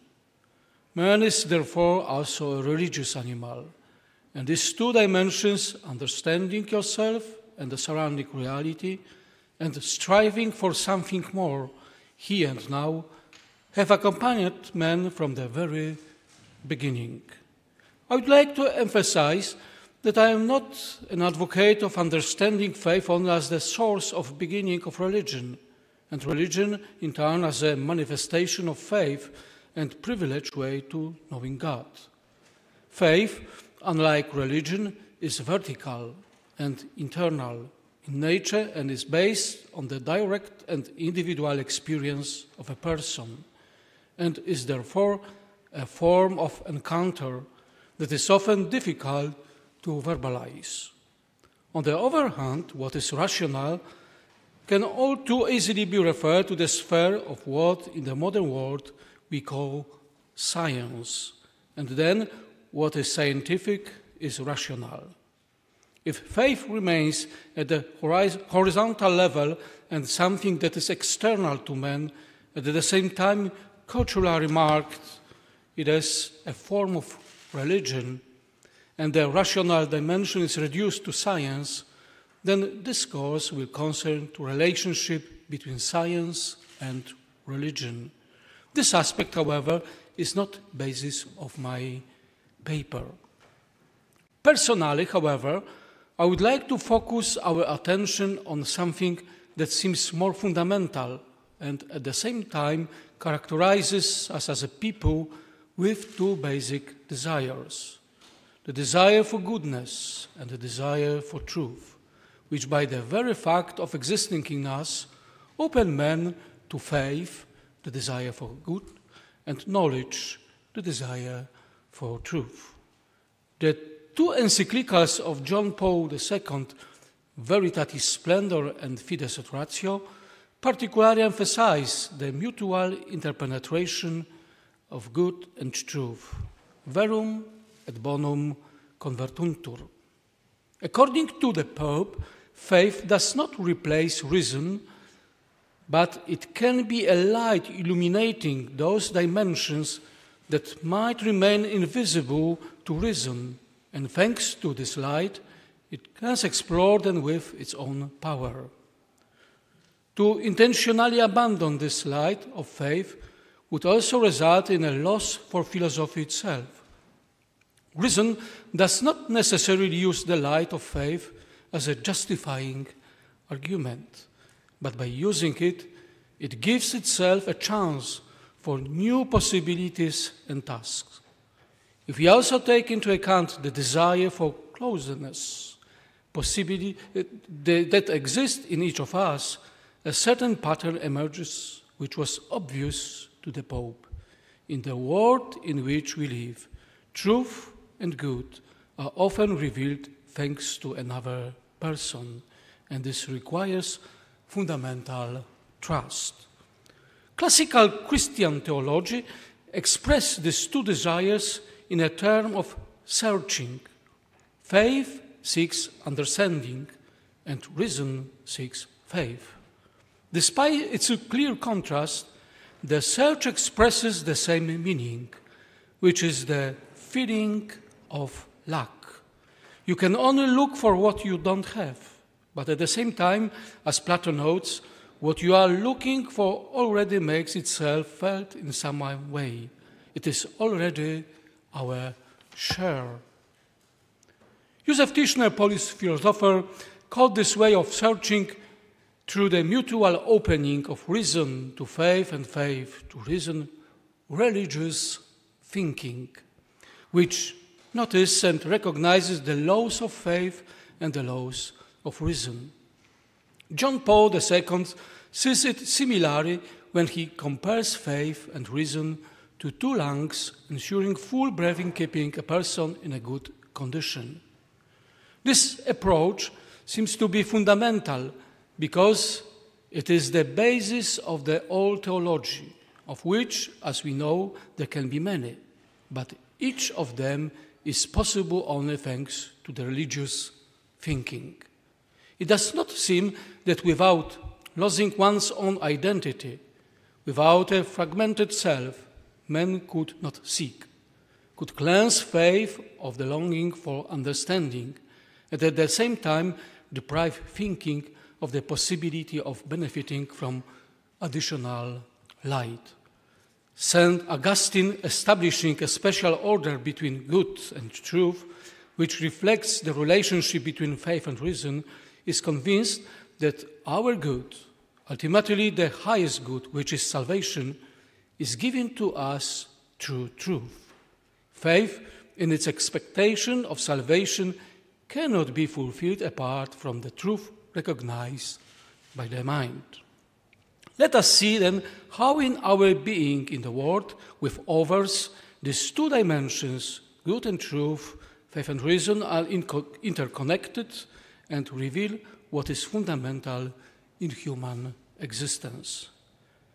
We are generally convinced that reflection on the world is primarily about its genesis and specific cosmological decisions. However, there are also those who are convinced that the issues of the world are inextricably linked to the axiological sphere. This good and evil are the point of reference and functioning in the world. This point of view seems to be very characteristic of religious people. Being decent or indecent seems to completely transcend the physical structure of the world, as long as this structure allows for the existence of free beings. Probably most religious people are also convinced that the division into good and evil would also exist if there was no physical world. If therefore the fundamental reference in the world is good and evil, then the world really seems to be a mystery, because, as Judycki notes, the basis of good and evil is outside the world. We have seen this external foundation of good in the world almost from the beginning of religious and philosophical thought, which found its expression in the classical formulation, bonum est quod diffusivum sui. For many people, encounters with heroic good, and sometimes even more so with unimaginable evil, make it clear that this kind of evil cannot come from the natural structure of the world. The inexhaustible wealth of being and the ability and plasticity of our mind to be able to relate to all of its makes all of this seem not to be a matter of chance, but the trace of someone or something that transcends it all. Pure emergence, the creation of properties that are really new in relation to the starting point. Apart from the name, would be nothing other than creation from nothing. The fundamental question is therefore about the origin of these potentialities present in matter. Our conceptual scheme, grasping specific things through concepts, that we owe to our reason can be misleading. It is possible that thanks to its cognitive power, we can become less sensitive to the uniqueness of what is particular, especially in relation to each person, which was particularly emphasized by philosophers of existence. The world is a collection of interconnected things, processes, and events. But can we have access to this inner power of the world? Each our description refers to some elements that already express this force in some way. Already at the cause-effect level, we notice that our knowledge of such changes is at the level of regularity and not of the essence of the change. Why, if there is no perceptual awareness, is the world we know neither colorful, nor full of suns, nor smooth or rough?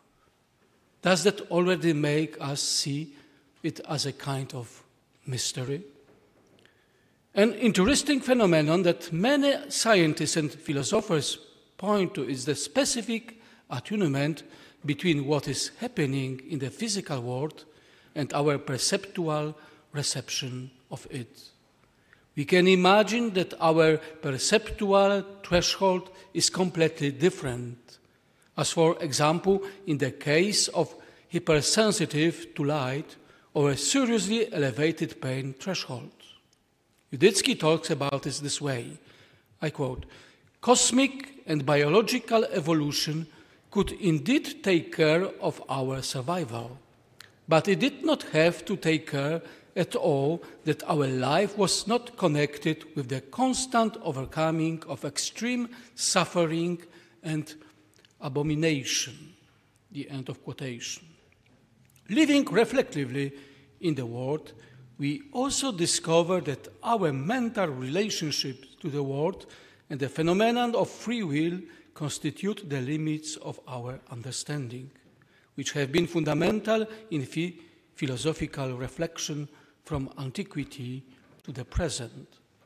The whole of human culture, science, art, law, is, as Husserl would say, a higher order of constitution, something that cannot exist without the mind, and at the same time goes beyond the natural world, something that amazes us and refers us to some form of transcendence. It seems that this is precisely the phenomenon that Blaise Pascal had in mind when he spoke of man as a reed, but a thinking reed. In these considerations, it is impossible not to take into account the phenomenon of chance, which Karl Jaspers classifies as a borderline experience. Would our world be the same if certain events had not occurred earlier, and which did not have to occur at all? Did not people like Plato, Aristotle, and St. Paul permanently change the way of thinking of Western people? After all, our lives could look completely different without cars, telephones, electricity. There would be no confessions of St. Augustine if he had not met St. Ambrose. The intuition of faith, philosophical faith, according to Jaspers, reveals the phenomenon of God's guidance. For the men of the Bible, this experience in turn reveals the phenomenon of providence. Each person receives, if he does not reject this gift in a decisive manner by an act of will, what is necessary for the fulfillment of his existence, which is eternal life. The experience of free will is a primary experience. Each of us, even under external coercion, can remain internally free without agreeing to a specific state of affairs. On the other hand, in the world of natural laws, everything seems to be determined by these laws. Everything functions in a structure of causes and effects, and free will is just an illusion. Rudetsky argues that it is precisely in this so-called illusion that the secret lies. How can we explain this illusion? Why, if we are determined by the laws of nature and our minds function in the same way, this illusion appears at all? Why do we attribute blame and credit to ourselves in the world of natural laws? If free will is a fact, that is possible that the physical world in its present existence is not the goal of human existence. This is probably how Paul Ricoeur perceived being in the world when shortly before his death he emphasized that he was a Christian by choice and that he wanted to remain faithful to this choice. The experience of transience is very often associated with the passing of good things, the lost bliss of childhood, the death of loved ones, or wonderful memories. Certainly, each of us has often wondered whether this goodness has finally passed away, whether its trace in our memory will also disappear with our death. Maybe all good things could last forever. In this experience of the world as a mystery, the experience of other people plays a special role. In the 20th century, personalist philosophy placed particular emphasis on this issue. A person reveals herself as a special being with an eternal world that is only communicable to a certain extent. And at the same time, in order to achieve her integrity, she cannot exist without interpersonal relationship. I wouldn't be who I am without certain people, starting with my parents. We are fully aware that the words and actions of certain people are present in our beliefs and behaviors, even when they are no longer with us. The second person can also appear as a witness to truth that opens us to good. The above described our being in the world as a mystery, our, in some sense, experience of transcendence is also called by some philosophers the experience of the heart. This experience and reason that seems to be the foundation of religious faith. St. Thomas Aquinas was convinced that religious faith is not possible without reason. Credere est cum ascensione cogitare, because it is the reason that must make the appropriate act of judgment as to which of these experiences are credible and which are not, in order to ultimately make a specific decision. St. Augustine emphasizes that faith cannot be contrary to reason, because God could not hate that in us, reason, in which he has exalted us above animals. The phenomenon of faith, described in this way, is a certain idealization. It is generally not realized in such way in everyday life. Despite the fact that most people base their religiosity on tradition and upbringing, I do not think that most of them do it against the reason and the fundamental distinction between good and evil, which is fundamental to the experience of the heart. In general, religious thinking is also characterized by a certain level of trust in God or a supreme being, as well as a personal moral attitude. We are often convinced that the attitude of unbelief is not ultimately a denial of the reason for the existence of God, but a lack of that moral attitude, sometimes requiring some form of heroism. It is also worth remembering that although we try to be rational people, we are aware that the beliefs we hold are not all true, properly justified, and sometimes not even always coherent. A person who recognizes the existence of the absolute is not necessarily a believer. Therefore, in order to be a person open to faith, Yudycki puts forward the following thesis.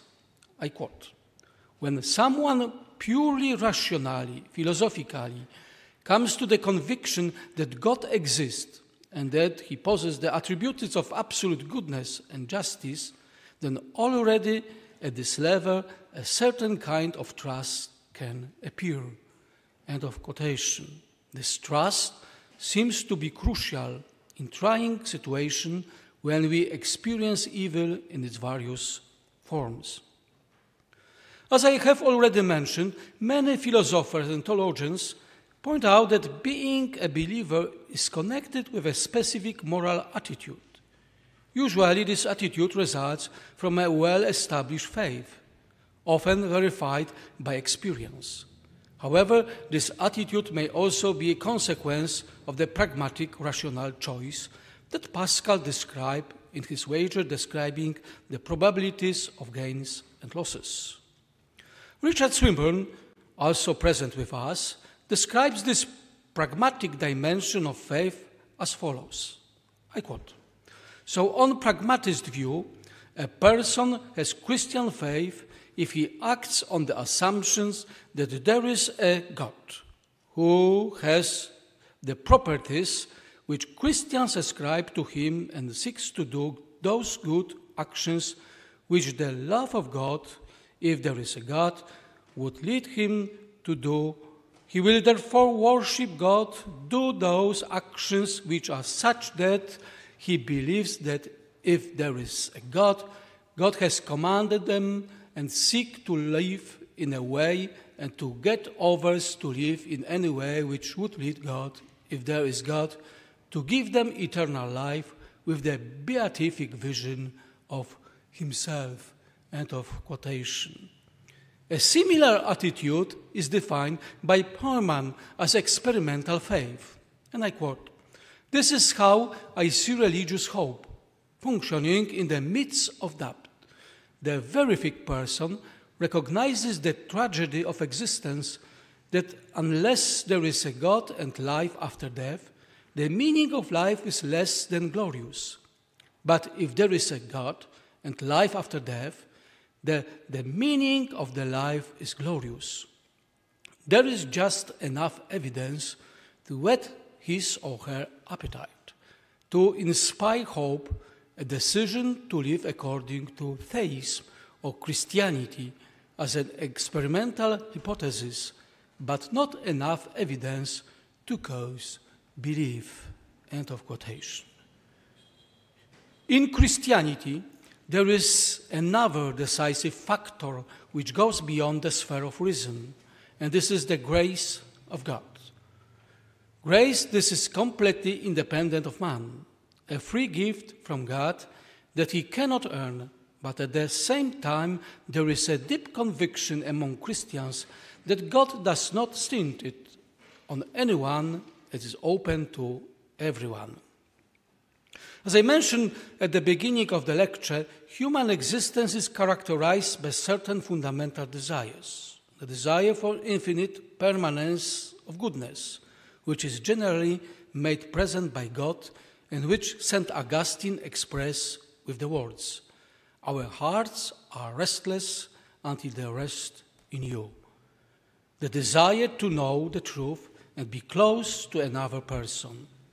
Of course, these fundamental desires that in some way go beyond what is finite cannot be direct evidence of the possibility of their full realization, but they certainly introduce us to the horizon of the question, maybe it is true. If a person admits the possibility of a positive answer to the questions asked above, then in no other way than rationally, he is able to acknowledge that reason has its own limitations, that in the condition he finds himself, cognitive possibilities are not able to illuminate the reality that has already made itself known intuitively. In this way, he allows for the possibility of another path, in which this inclination towards what we have called transcendence could be realized in an even more effective way. In order to believe, there is no need to resolve all the rational issues relating to faith. St. Augustine, who encouraged us to understand in order to believe and to believe in order to understand, was convinced that refraining from faith before resolving its issues rationally is a serious mistake, because it can mean a whole life without faith, which, once accepted, can become the light that illuminates these difficulties. It seems, therefore, that opening ourselves to revelation, external to our reason, but also to any other finite reason, does not have to turn out to be an irrational act. This openness of reason to revelation was emphasized by John Paul II in his encyclical Fides et Ratio. It is worth nothing that his encyclical was promulgated on the feast of the exaltation of the Holy Cross, September 14, 1998. And less than a month later, Edith Stein was canonized. During the homily, the following words were said, I quote, "Truth and love need each other.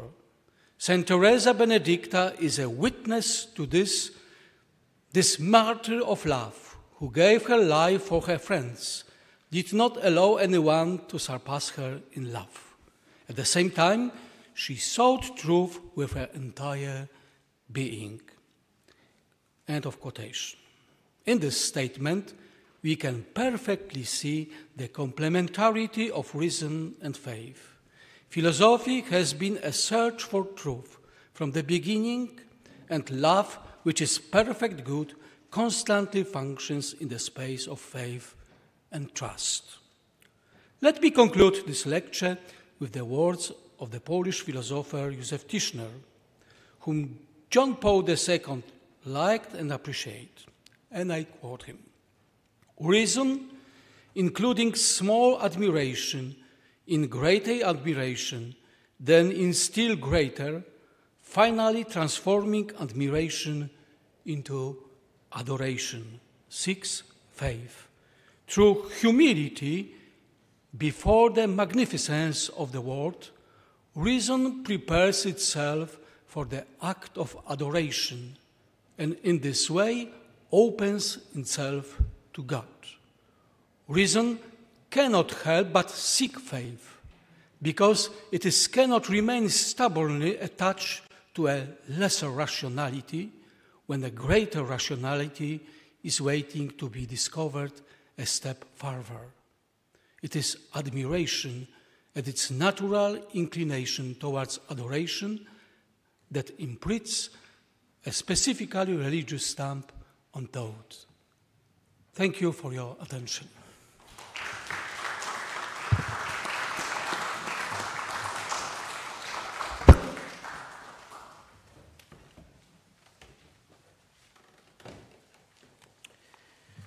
Thank you very much, Cezary. I would like now to introduce our second guest speaker, Professor Jacek Wojtysiak, head of the Department of the Theory of Cognition of the Faculty of Philosophy, the Catholic University of Lublin. Professor Wojtysiak is a member of the Polish Semiotic Society. His interests lie in ontology, metaphysics, as well as a philosophy of religion and natural theology. He's an author of several books and numerous scientific articles, editor of 9 collective works, recipient of a Polkul Foundation Prize and the Polish Science Foundation Fellowship. He considered analytic philosophy as a model of philosophy, but he's also familiar with Platonic phenomenological and Aristotelian scholastic tradition. Professor Wojtysiak will present a lecture entitled Wojtyła's Wager. Professor, the floor is yours.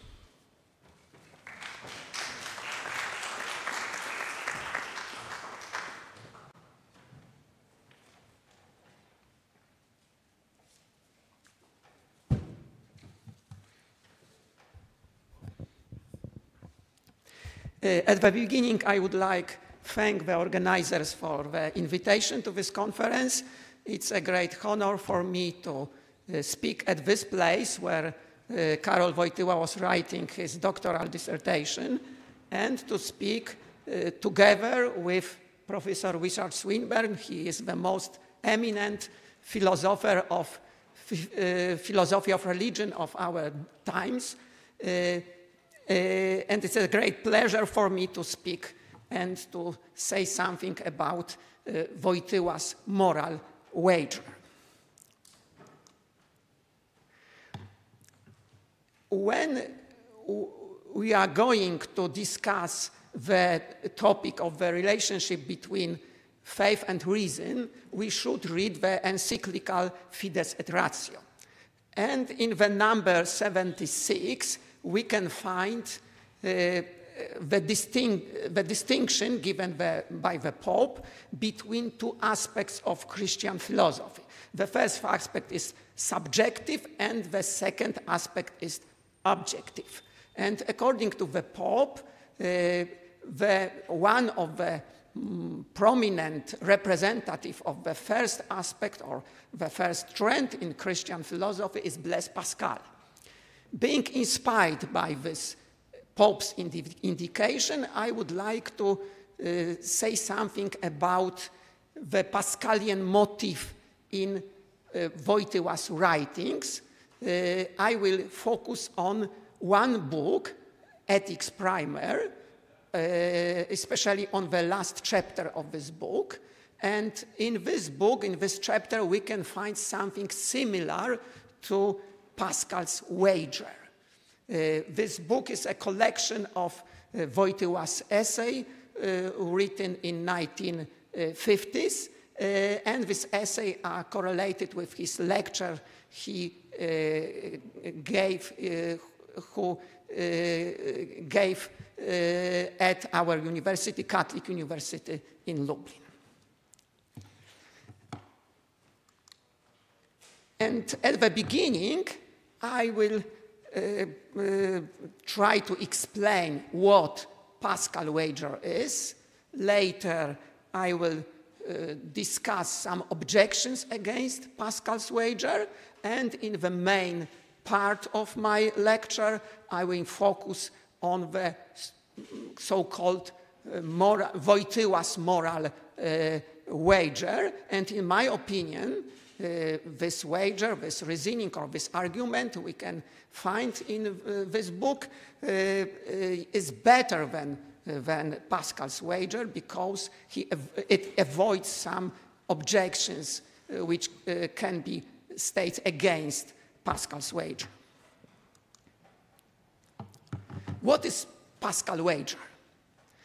In a narrow sense, Pascal's wager is a specific practical reasoning that appeared in Pascal's thoughts, pensées, and which was intended to show that Christian belief in God was an option worth choosing.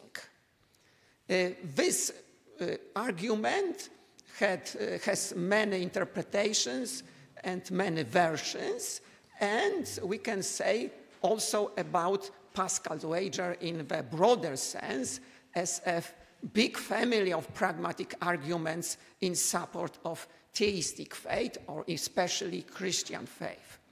The main idea of this argument is that we can argue for existence of God, but we can also argue for the benefit of Christian or monotheistic faith. We can show that monotheistic faith is worth choosing even under condition of uncertainty about God's existence. And there are two groups of people, in my opinion, who live under condition of uncertainty about God's existence. The first group of people are people who don't have the strong evidence for existence of God, and they think that they are non-believers and they have no obligations towards God. But there is the second group. According people who belong to the second group, we are justified in believing that God exists, but we are aware of the disagreement among philosophers on this topic, and we are aware of the still ongoing discussion about the existence of God. And an example of the second group, for instance, is Professor Richard Swinburne. It is my favorite quotation from his book, Is There a God? And we don't have time to analyze epilogue, very interesting epilogue of this book, but I would like to pay your attention to two sentences. According to Professor Swinburne, there are many arguments and counter-arguments. Argument and counter-argument, qualification and amplification can go on forever. But life is short and we have to act. It is very important that the eminent philosopher of religion is aware that the discussion about God's existence is still ongoing, and we are convinced that God exists, but we must remember that there are many philosophers who have completely different opinion, but life is short and we have to act, we have to decide to choose faith or not. And the argument given by Pascal is directed to this kind of people who live in the condition of uncertainty. It is the famous quotation from Pascal: "Let us weigh the gain and the loss involved by wagering that God exists. Let us assess that the two cases. If you win, you win all. If you lose nothing. Do not hesitate then, wager that he does exist." And there are many interpretations of these words. I will try to show the simplest interpretation, the simplest version of this wager, and you can see it on the screen as the so-called the decision matrix. It is Pascal's decision matrix. We have two objective possible states of affairs. The first state is that God exists. The second state is that God doesn't exist. One of these both states occurs, and there are two possible attitudes for us to choose. The first attitude is the attitude of faith, and the second attitude it is attitude of disbelief. And we can consider different outcomes of our attitudes, of our decisions. If you believe in God, believe that God exists, and you live a religious life with all consequences of your decision, with good deed, with prayers, with worship, and so on, you can expect that you will be awarded and you will expect the big gain, eternal bliss after death. But in this case, if God exists, but you don't believe that God exists, you don't live a religious life, you have a big loss, because you cannot gain the eternal happiness after death. But we can also consider the possibilities to outcomes in the situation if God doesn't exist.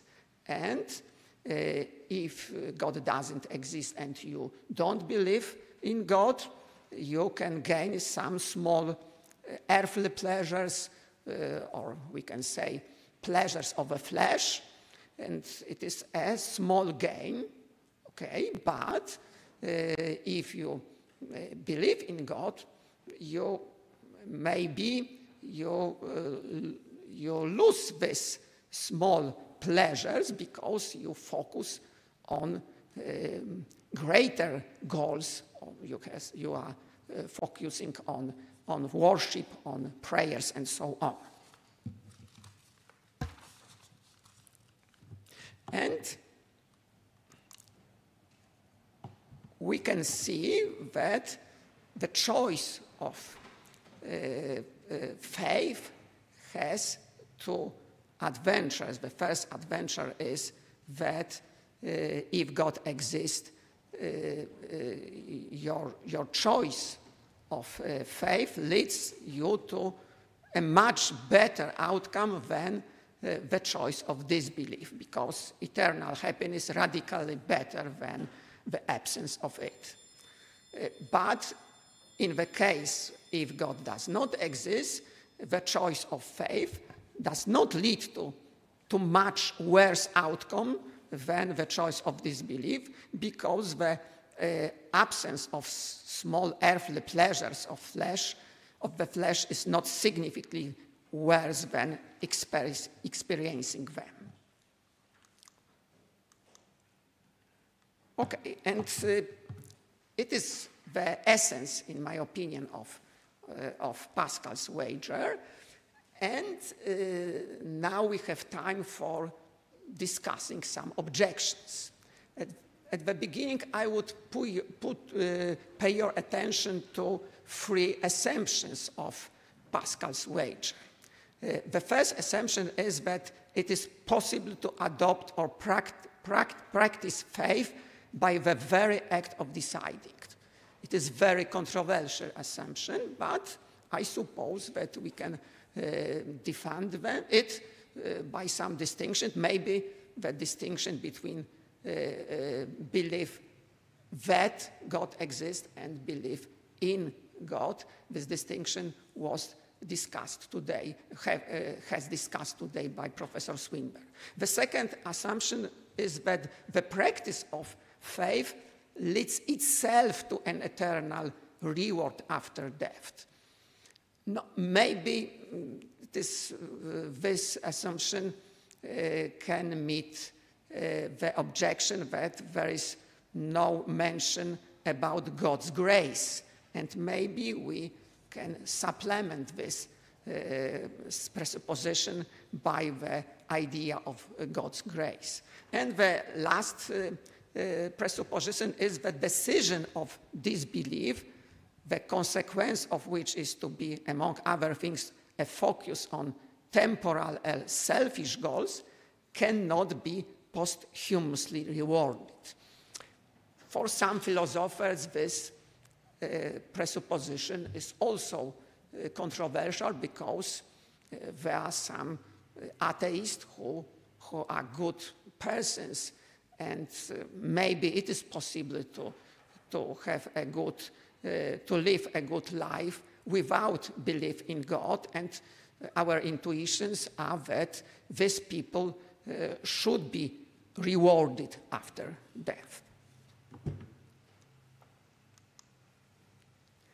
And I omit this assumption, a discussion of this assumption. I will focus only on two objections, very popular objections against Pascal's wager. I omit technical objections or formal objections connected with the decision theory, because these are technical, but for me the most important are substantive objections. And the first objection is objection of devaluation of temporality.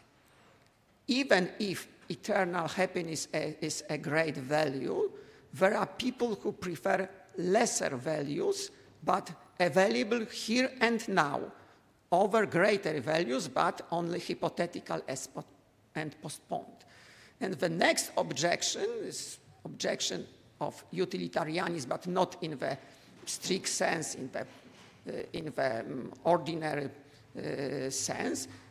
The wager is, Pascal wager is selfish or egoistic in that it places faith for the sake of far-reaching self-interest rather than for the sake of authentic love for God and people.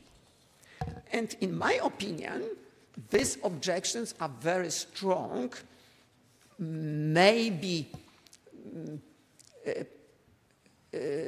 a version of wager given by William James can avoid the first objection, and maybe the version of argument given by Immanuel Kant can avoid the second objection, but no philosopher can avoid, in my opinion, avoid both objections. No, except one, except Karol Wojtyła. And I would like to show how Karol Wojtyła avoids both objections.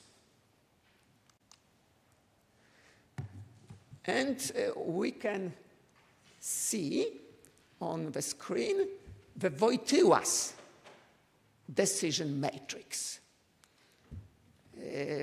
This Wojtyła's moral wager and his decision matrix. We have the same states of affairs, God exists or God doesn't exist, and the same attitudes, faith and disbelief, but we must put accent not faith as only as a creed, but faith as a religious life. And disbelief, we put accent on the form of life, non-religious life. And what is the outcome of your religious life if God exists? The outcome is that you are just towards God. In which sense? In this sense that you, if you live a religious life, you express gratitude to God for existence, for life, for creation. And gratitude is the act of justice. In this case, you are just towards God. But non-believers cannot be just towards God. And it is for them a big moral loss.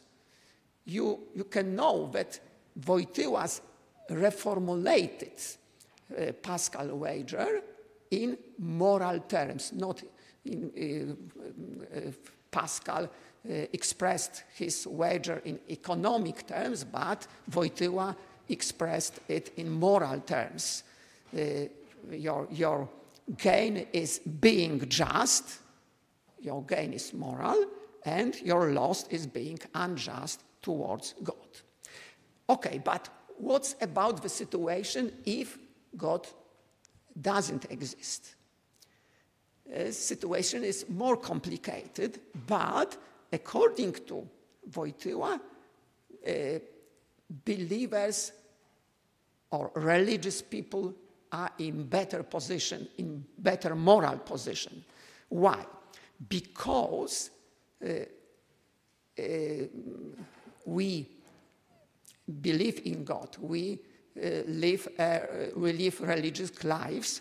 In this situation, we have moral sensibility because we are open to different kinds of being, to different possible levels of justice. But a person who is not a believer is not open to the different, deeper possible levels of justice. And it is Wojtyła's position. I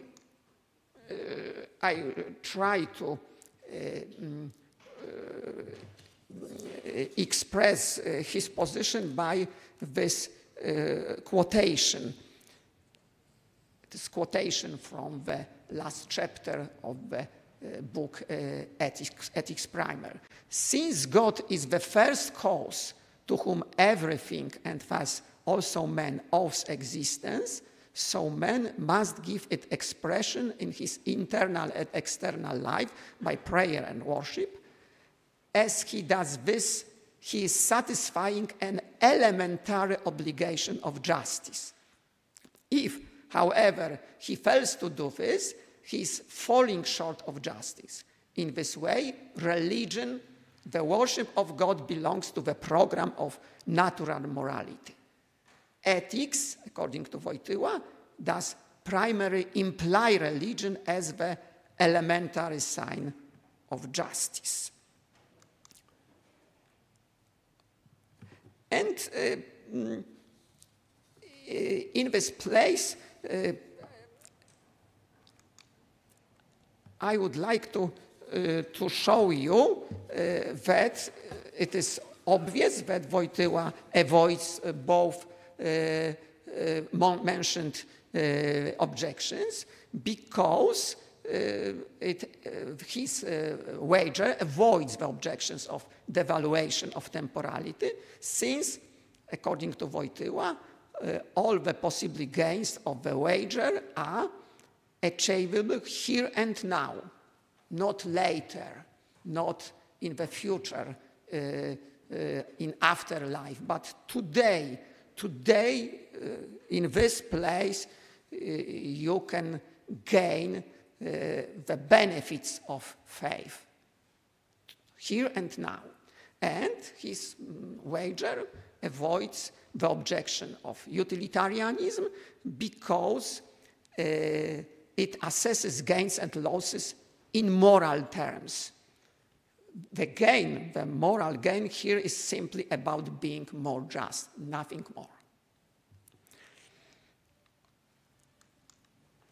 Okay, but maybe you can state an objection against Wojtyła's moral wager, and in my opinion, the main objection which can be stated against this argument, Wojtyła was aware of this objection. It is a quotation in which he expressed these objections against his argument. It is a quotation. One can be just or unjust only with respect to someone who really exists. Since we are not convinced that God really exists, one cannot speak of committing someone unjustly toward him. Only such a man who, convinced that God does exist, would adopt the independent ethics, could be guilty of such an injustice. And the objection is that this wager cannot be discussed by non-believers, because non-believers are in completely different situation. They don't believe that God exists, and they don't have any obligation towards God. And in my opinion, the answer given by Wojtyła is very interesting. Wojtyła gives a distinction between two groups of non-believers. We can say about strong non-believers and weak non-believers. The first group is constituted by people who are certain that God does not exist. The second group is constituted by people who are not certain that God does not exist, but these people don't have good argument for the existence of God, but I quote Wojtyła, they cannot with full conviction reject the existence of God. They consider his possibility. And according to Wojtyła, the attitude of the first group is unjustified. According to Wojtyła, it is impossible to be certain, to be sure that God does not exist. We have too many arguments and there are too many people who believe in God in the history of, believed in God in the whole history of mankind. But the more interesting is the situation, the second group, and the second group is the correct addressee of the wager. And what about our obligation towards persons who are considered by us as possible? It is a very difficult moral, ethical problem. I think that in our moral decisions, we should, and in fact, we consider persons who may, in given situation exist, and whose existence in given situation we attribute a certain, sometimes even small, probability to. For instance, we consider future generations. We discuss our obligation for future generations, but future generations don't exist today.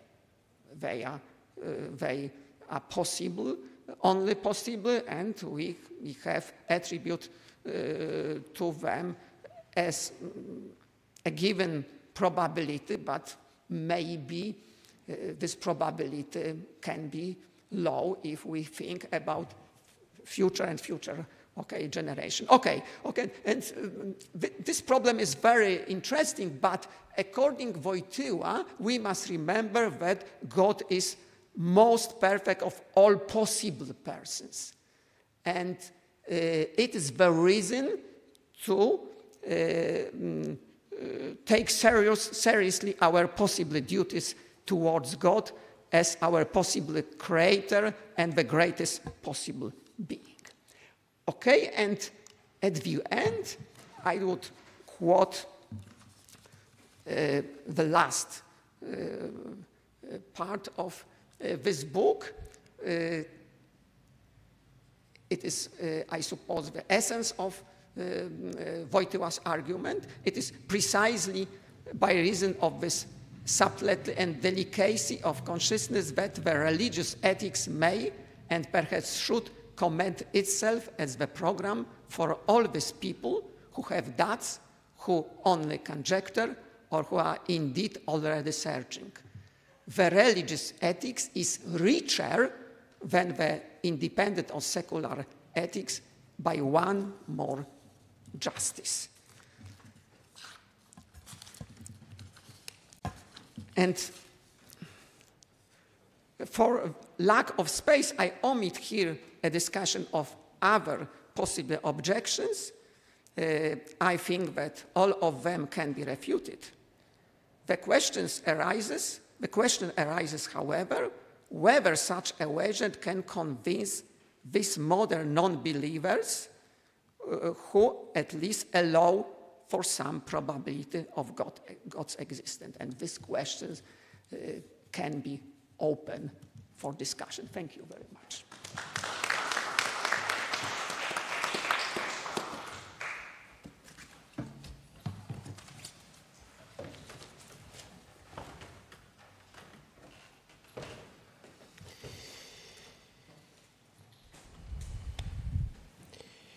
Thank you very much, Professor Wojtysiak. Now I'm pleased to introduce Dr. Tomasz Herbich, who will be the moderator of the panel discussion that follows the lecture we have listened to here. Tomasz Herbich, my friend from political theology in Poland, is a doctor of philosophy, also graduated in theology and political science, and a classicist at the same time, if I'm not wrong.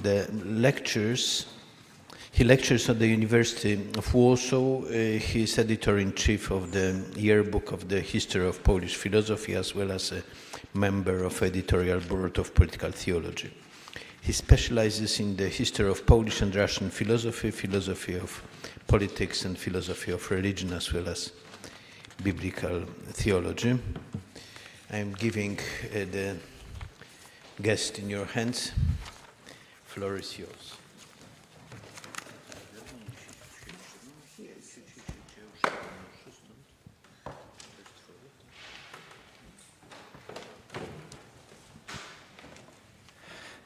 Thank you very much, Dariusz. And as you probably realize, we are now getting to the last point of our conference. This last point of our conference in our program is going to be the discussion between me and our three lecturers on some topics that were formulated during the lectures. And what seems to me to be the most important to start with is the fact that I think that there are some topics, some issues, which were present in all three lectures.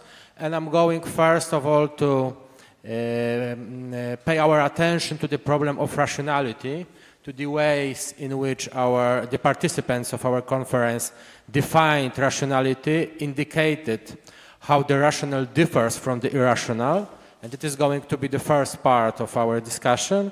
And the second part of our discussion is going to be, first of all, dedicated to the problems of moral kind, especially we have seen in the last lecture how important it was for Karol Wojtyła in the early part of his life and work. And we are going to discuss some problems that we can link with this moral issue on the one hand, and on the other hand with the conviction that man, for the sake of this moral issue, is something that demands explanation.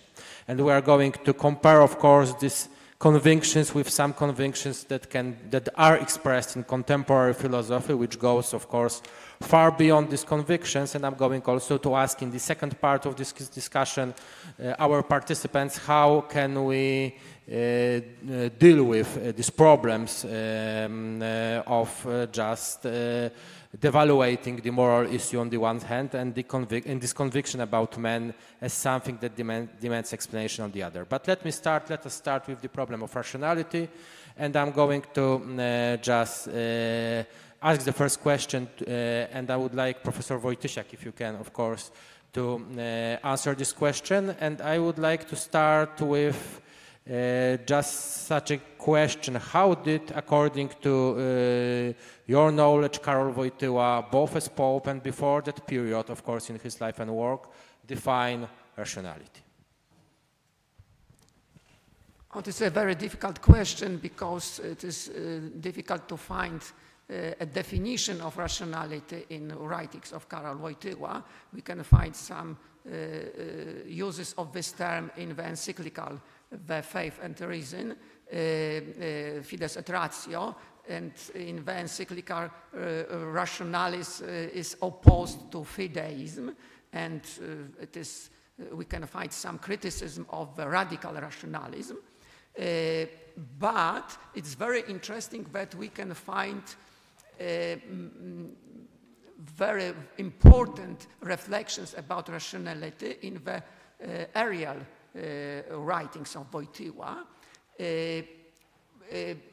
Wojtyła was a representative of phenomenological school.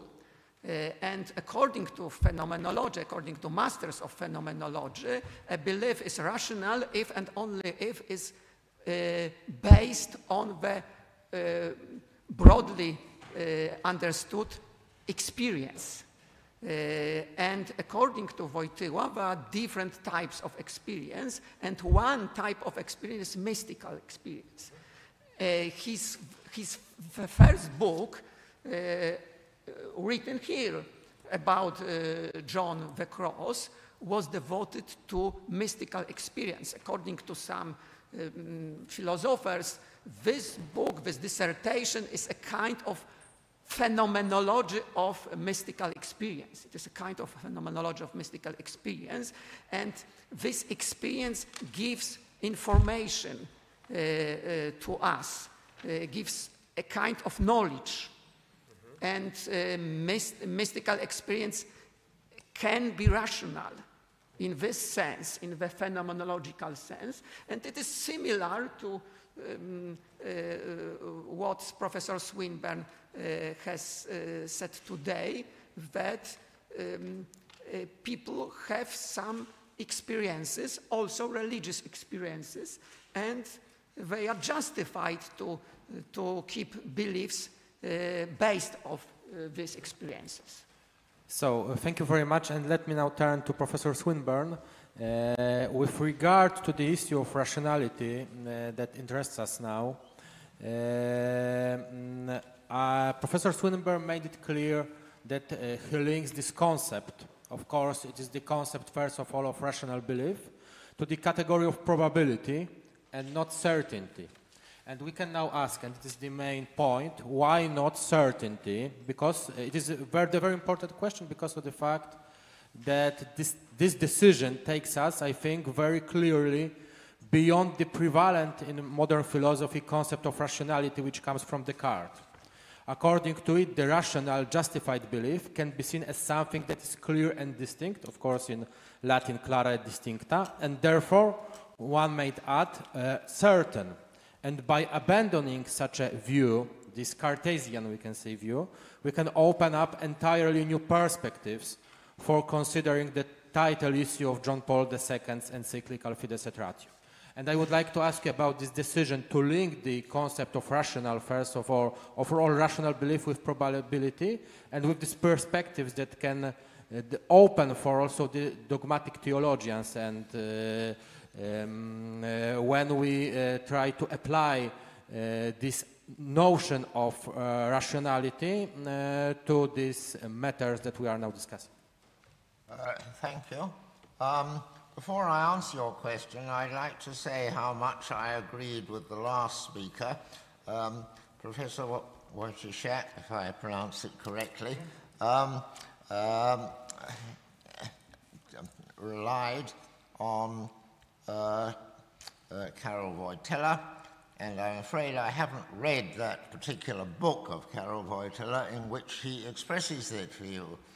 But if I had, I would have been grateful for someone who had thought on the same lines as I have and before me, and I express my gratitude for that reference. It was more or less the notion of guilt before God, which we mustn't find ourselves with, was very similar to my notion of failing to perform a very important obligation. And it seems entirely the sort of thing that I was saying, and I am grateful for your paper and for your John Paul's paper. But in answer to the question about why not certainty, well, some people may have such an overwhelming vision of God that it is certain for them. I don't rule that out. But the question concerns what can be achieved by natural reason, and that is what, for example, Vatican I was concerned with. And it seems to me that as a matter of contingent fact, there's very little that anybody can, by natural reason, be totally convinced of, in the sense that whatever we believe, there's always a possibility compatible with our experience and our starting points of belief that this isn't true. And I endorse Descartes' view to this extent, that we can be certain of our own existence, cogito ergo sum, we can be certain of the present experiences we are having, and we can be certain of certain necessary truths of reason, such as if it's a square, it has four sides.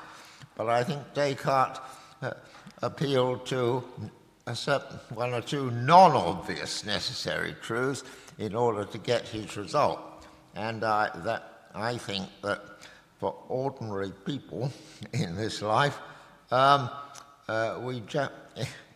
all our beliefs, with these very few exceptions, are ones which we can conceive we might be mistaken about. For the simple reason, to start with, we might be dreaming now. That is not a silly possibility, though it is, in my view, immensely improbable. But still, there it is, and we can't be absolutely certain about him. And in this connection, I always quote the Anglican Bishop Butler, who said that for us, and what he meant is for humans in this life, probability is the very guide of life, and so it is for almost everything we do. So we're just not in that position, most of us, by natural reasoning, and that's why I think not certainty.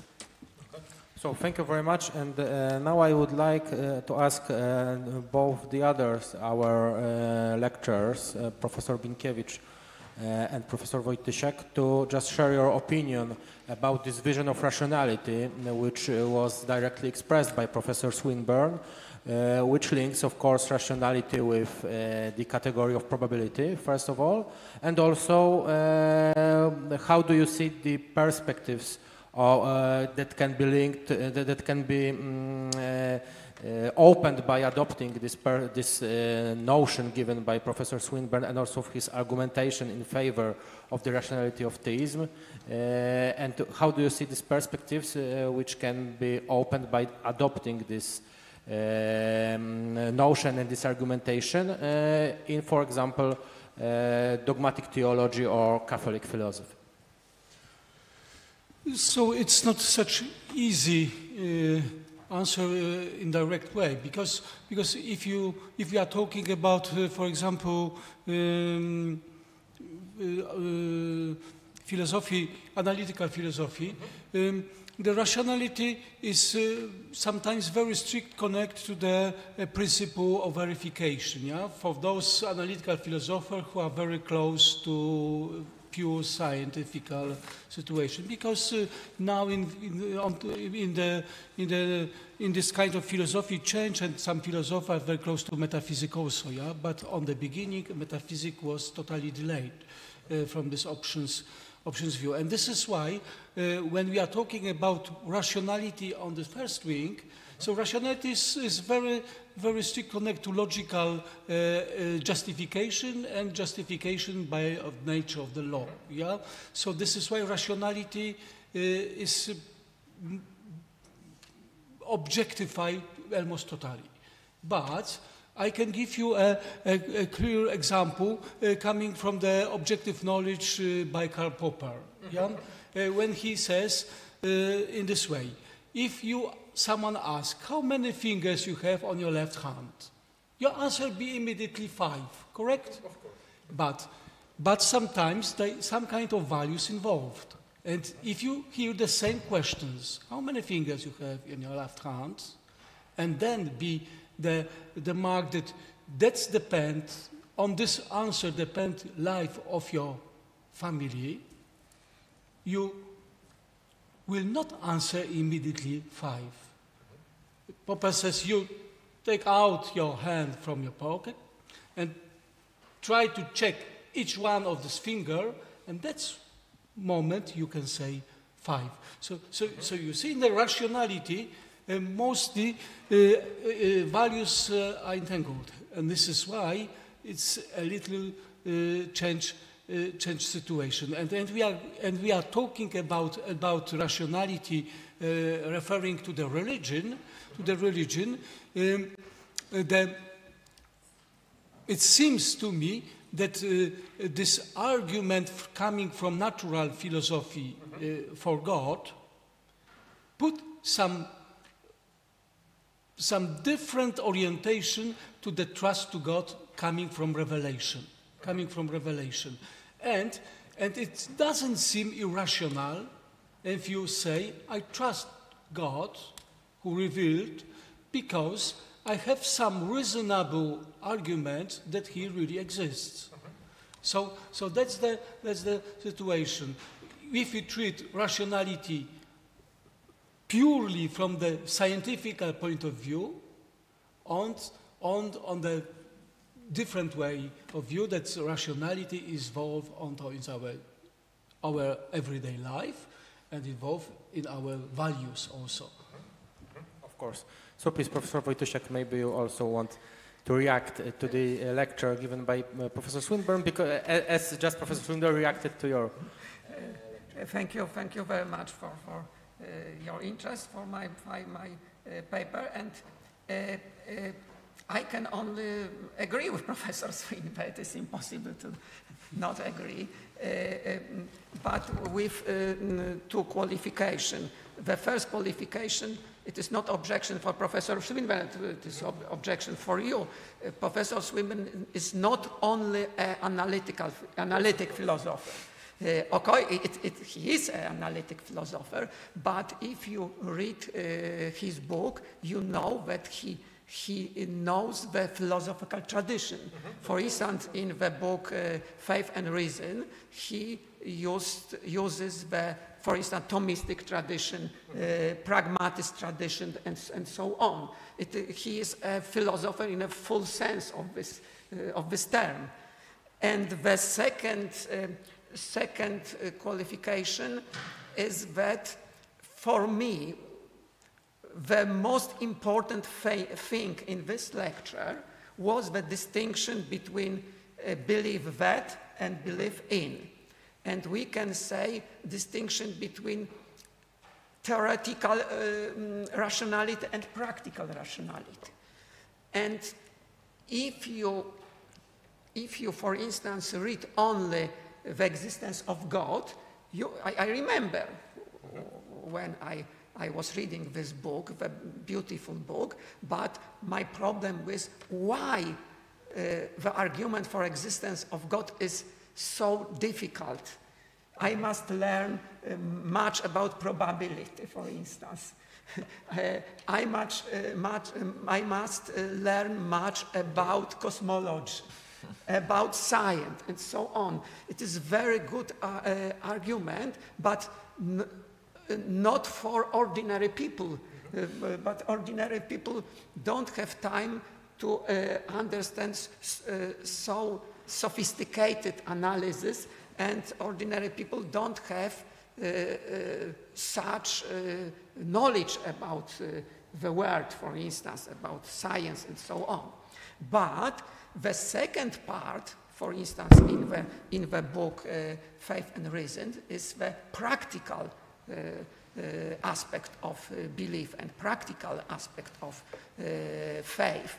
And it is something called by Professor Swinburne as practical rationality, that faith is connected with our life, with realization of the beautiful goals of our lives. And if we choose with these goals, we have right to believe, even in the situation when the probability of existence of God for us is not high. And it is, for me, is the most important, the most interesting. Yes, of course. Thank you very much. And I, of course, didn't mean to classify Professor Swinburne just and only as an analytic philosopher, of course. As you have just expressed also your deep reservation to this category of analytic philosophy, that it can also, to this category, then there can also be linked some objections. But I would now like to turn to the other point of our discussion, and I would like to focus mainly on this moral issue and on the conviction that man, for the sake of this moral issue, is something that demands explanation. I think that these two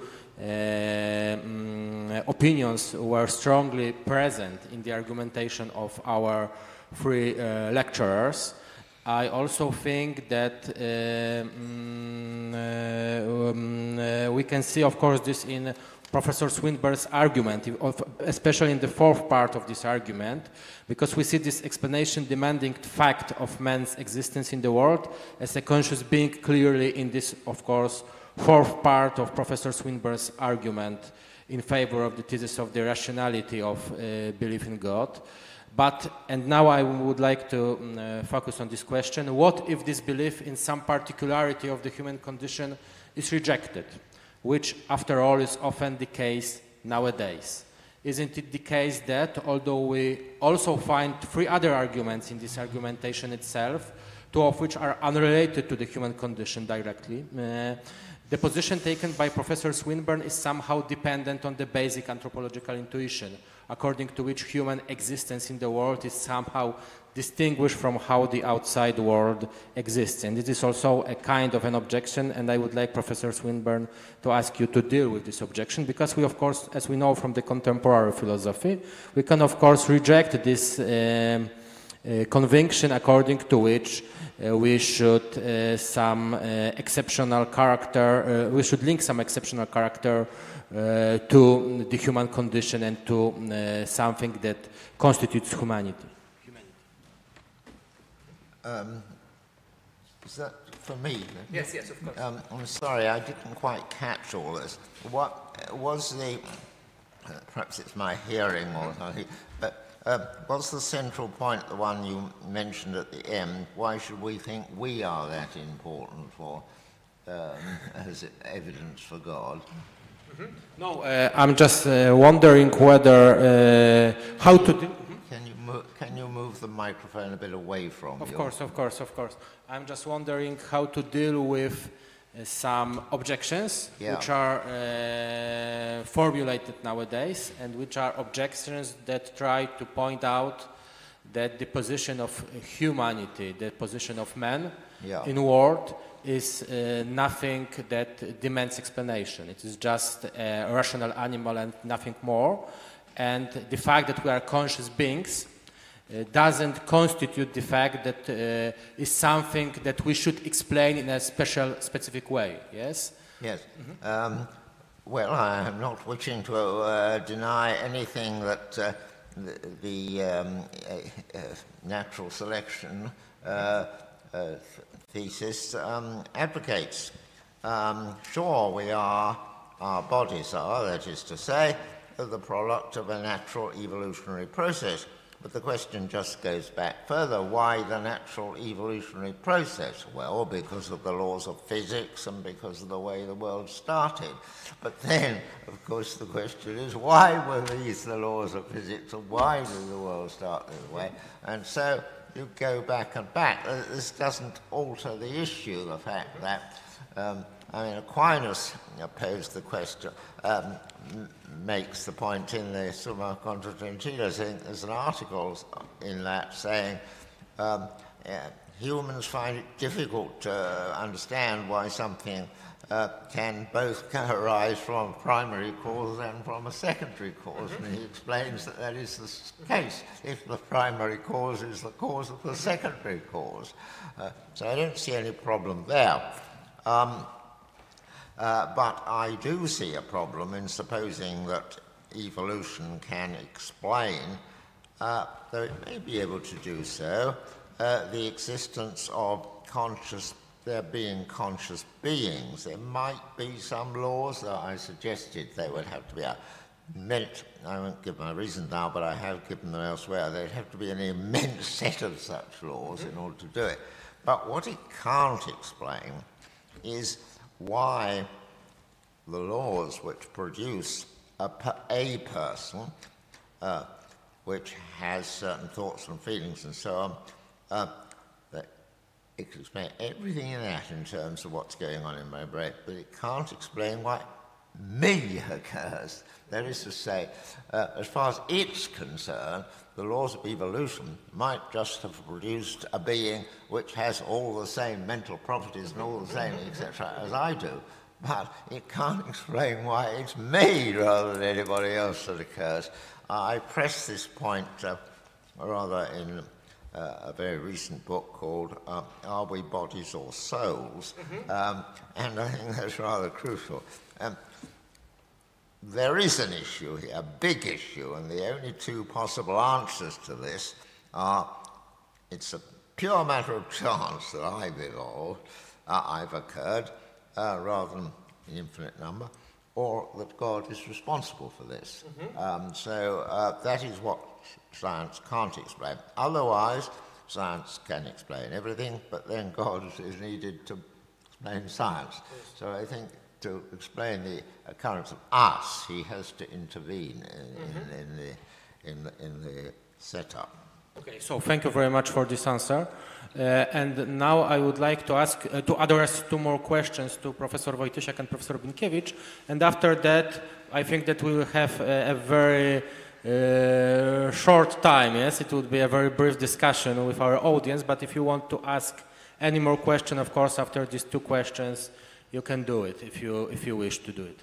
So please, Professor Wojtysiak, I think that the same thing that in the previous question referred to the assumption according to which man enjoys some special condition in the world should also be applied to moral issues.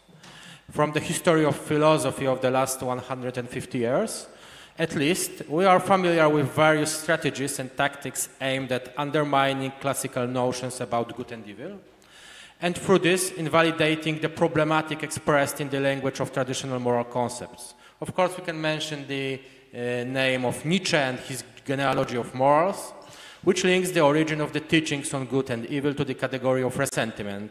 And it is, of course, a classical, now classical, of course, nowadays, for us classical, way of invalidating the problematic expressed in the language of traditional moral concepts. And how would, or maybe did, Wojtyła himself relate to this problem? Or to put it another way, can we point out any source of moral obligation other than God that holds its relevancy also in such a situation if there were no God, and if we of course somehow deconstruct these traditional moral concepts? I think that you mentioned Friedrich Nietzsche, and the critic of Nietzsche's position was Max Scheler. Max Scheler was a hero of the second dissertation of Karol Wojtyła, because he wrote a book about Max Scheler's conception of ethics, Max Scheler's conception of values. And according to Wojtyła, there is something unreduced in man, unreduced. It is his key concept of his philosophy. And maybe today we can say that, as Professor Swinburne speaks about mental properties of humans, and these mental properties cannot be explained by only by in materialistic terms, in physical terms, but they must be explained by different causes and ultimately by God.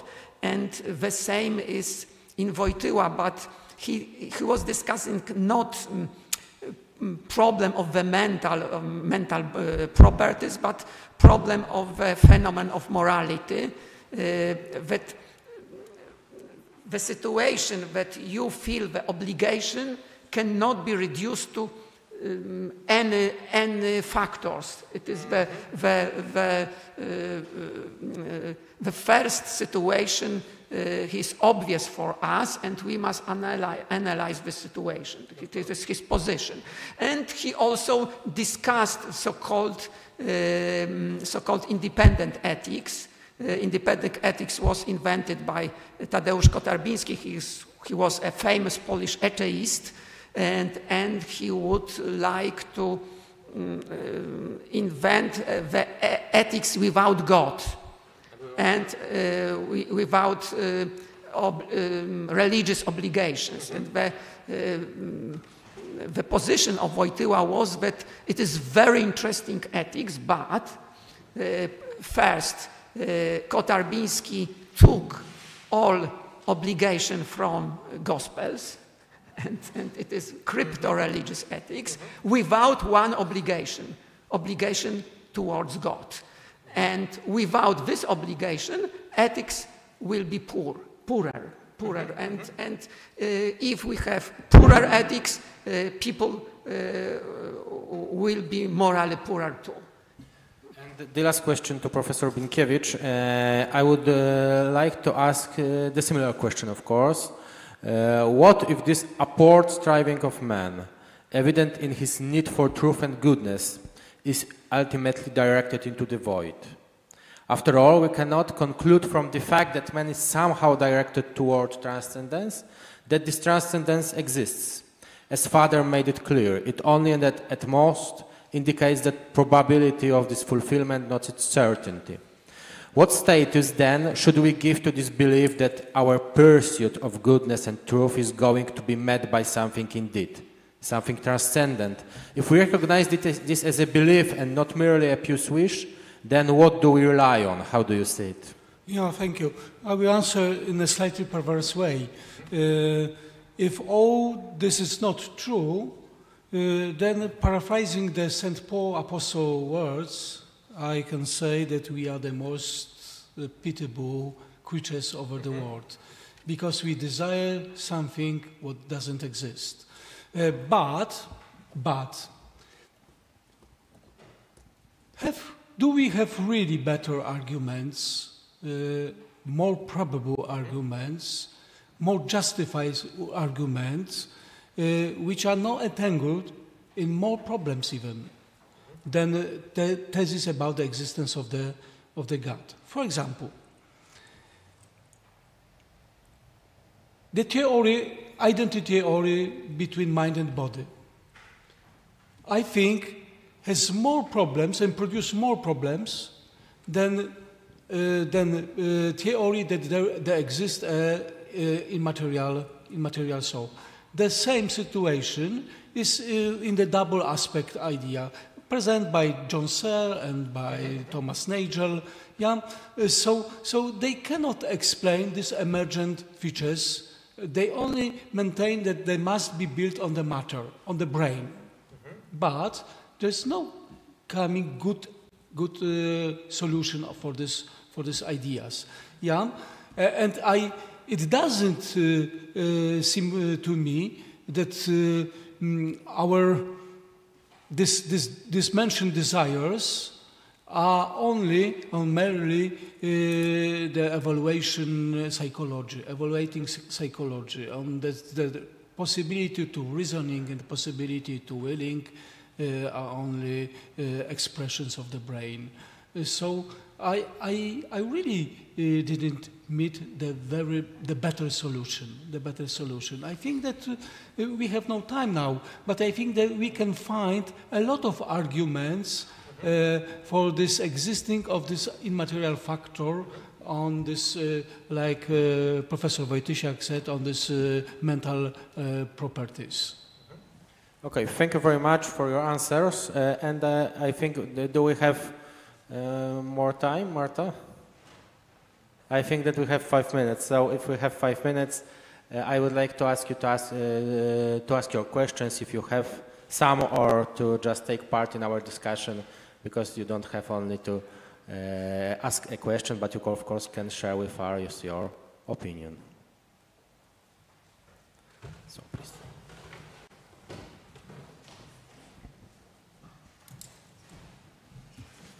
The issue has already been raised today, but I would like to make it more explicit, because I'm quite okay with the moral aspect of this consideration, but if we are thinking of this rationalization of God's existence, I'm quite uncomfortable with the idea of truly loving and worshipping somebody who probably exists. So maybe you can say something on that. They want to answer? Professor? I wasn't arguing on the basis of we ought to love possible beings. I was arguing on the basis of we may have, and it's quite a significant probability that we do have, an obligation to a not merely possible being, but a significantly probable being, even though one who is less probable than not. It's a matter of our status. Are we going to ignore obligations which we serious obligations, big obligations, which we may have, although possibly we don't? And it's not good for us if we do that. And I gave examples, not merely of that one, but of promises I may have made to friends, and promises and obligations of any other sort. Often we wonder, well, do I have an obligation to him or don't I have an obligation to him? It's not a matter of whether he exists or not. It's a matter of whether I have an obligation. And the obligations may be to, because I doubt whether because I might not have it. The reasons why I might not have the obligation is that the being doesn't exist. That's one reason why I might not have the obligation, but I might not have the obligation for some other reason, viz. I didn't make the promise. These are likewise conditions which would, in fact, mean that I'm not obliged. But what is common to them is the fact that quite possibly, with a significant probability, I have an obligation, and my life would be worse if I didn't make a serious attempt to fulfill it. If I think I may have promised a dying friend to do something, and it's quite probable that I did, I'd be a worse person if I say, well, that's not certain, I won't bother. That would be a failure with me. Okay, you want to answer us also, of course, please. Please do. It is very important. To hold your microphone less close to the Yes, of course. It is very interesting and very difficult question, but I would like to say about advice given by Pascal in this case. The advice of Pascal is you must try to practice religion without conviction, without beliefs. For instance, you must attend Mass, fulfill religious practice, religious rituals, and maybe faith will be the result of your attitude, of your practice. Maybe it is the solution. And do we have any more questions? If not, I think that we can end with this Pascalian motive. Thank you very much for the discussion, and also thank you very much for the whole conference. I think that Dariusz Karłowicz is going to end our conference, so now the floor is again yours.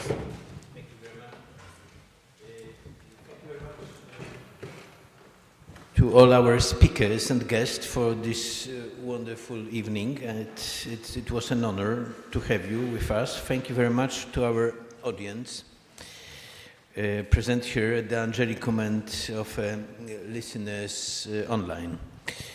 You all are warmly invited to attend the following conference and discussions that will be held in the next few days within the St. John Paul II days at the Pontifical Universities of Rome. Please check the detailed schedules on the leaflets and posters laid outside. On Friday at 6 o'clock in the evening, the final gala of the St. John Paul II Day will take place again in Angelicum here in Aula Minor as well. Lastly, I have an announcement for students of the Angelicum and other universities from the JP2 Studies community. You are all invited to a student conference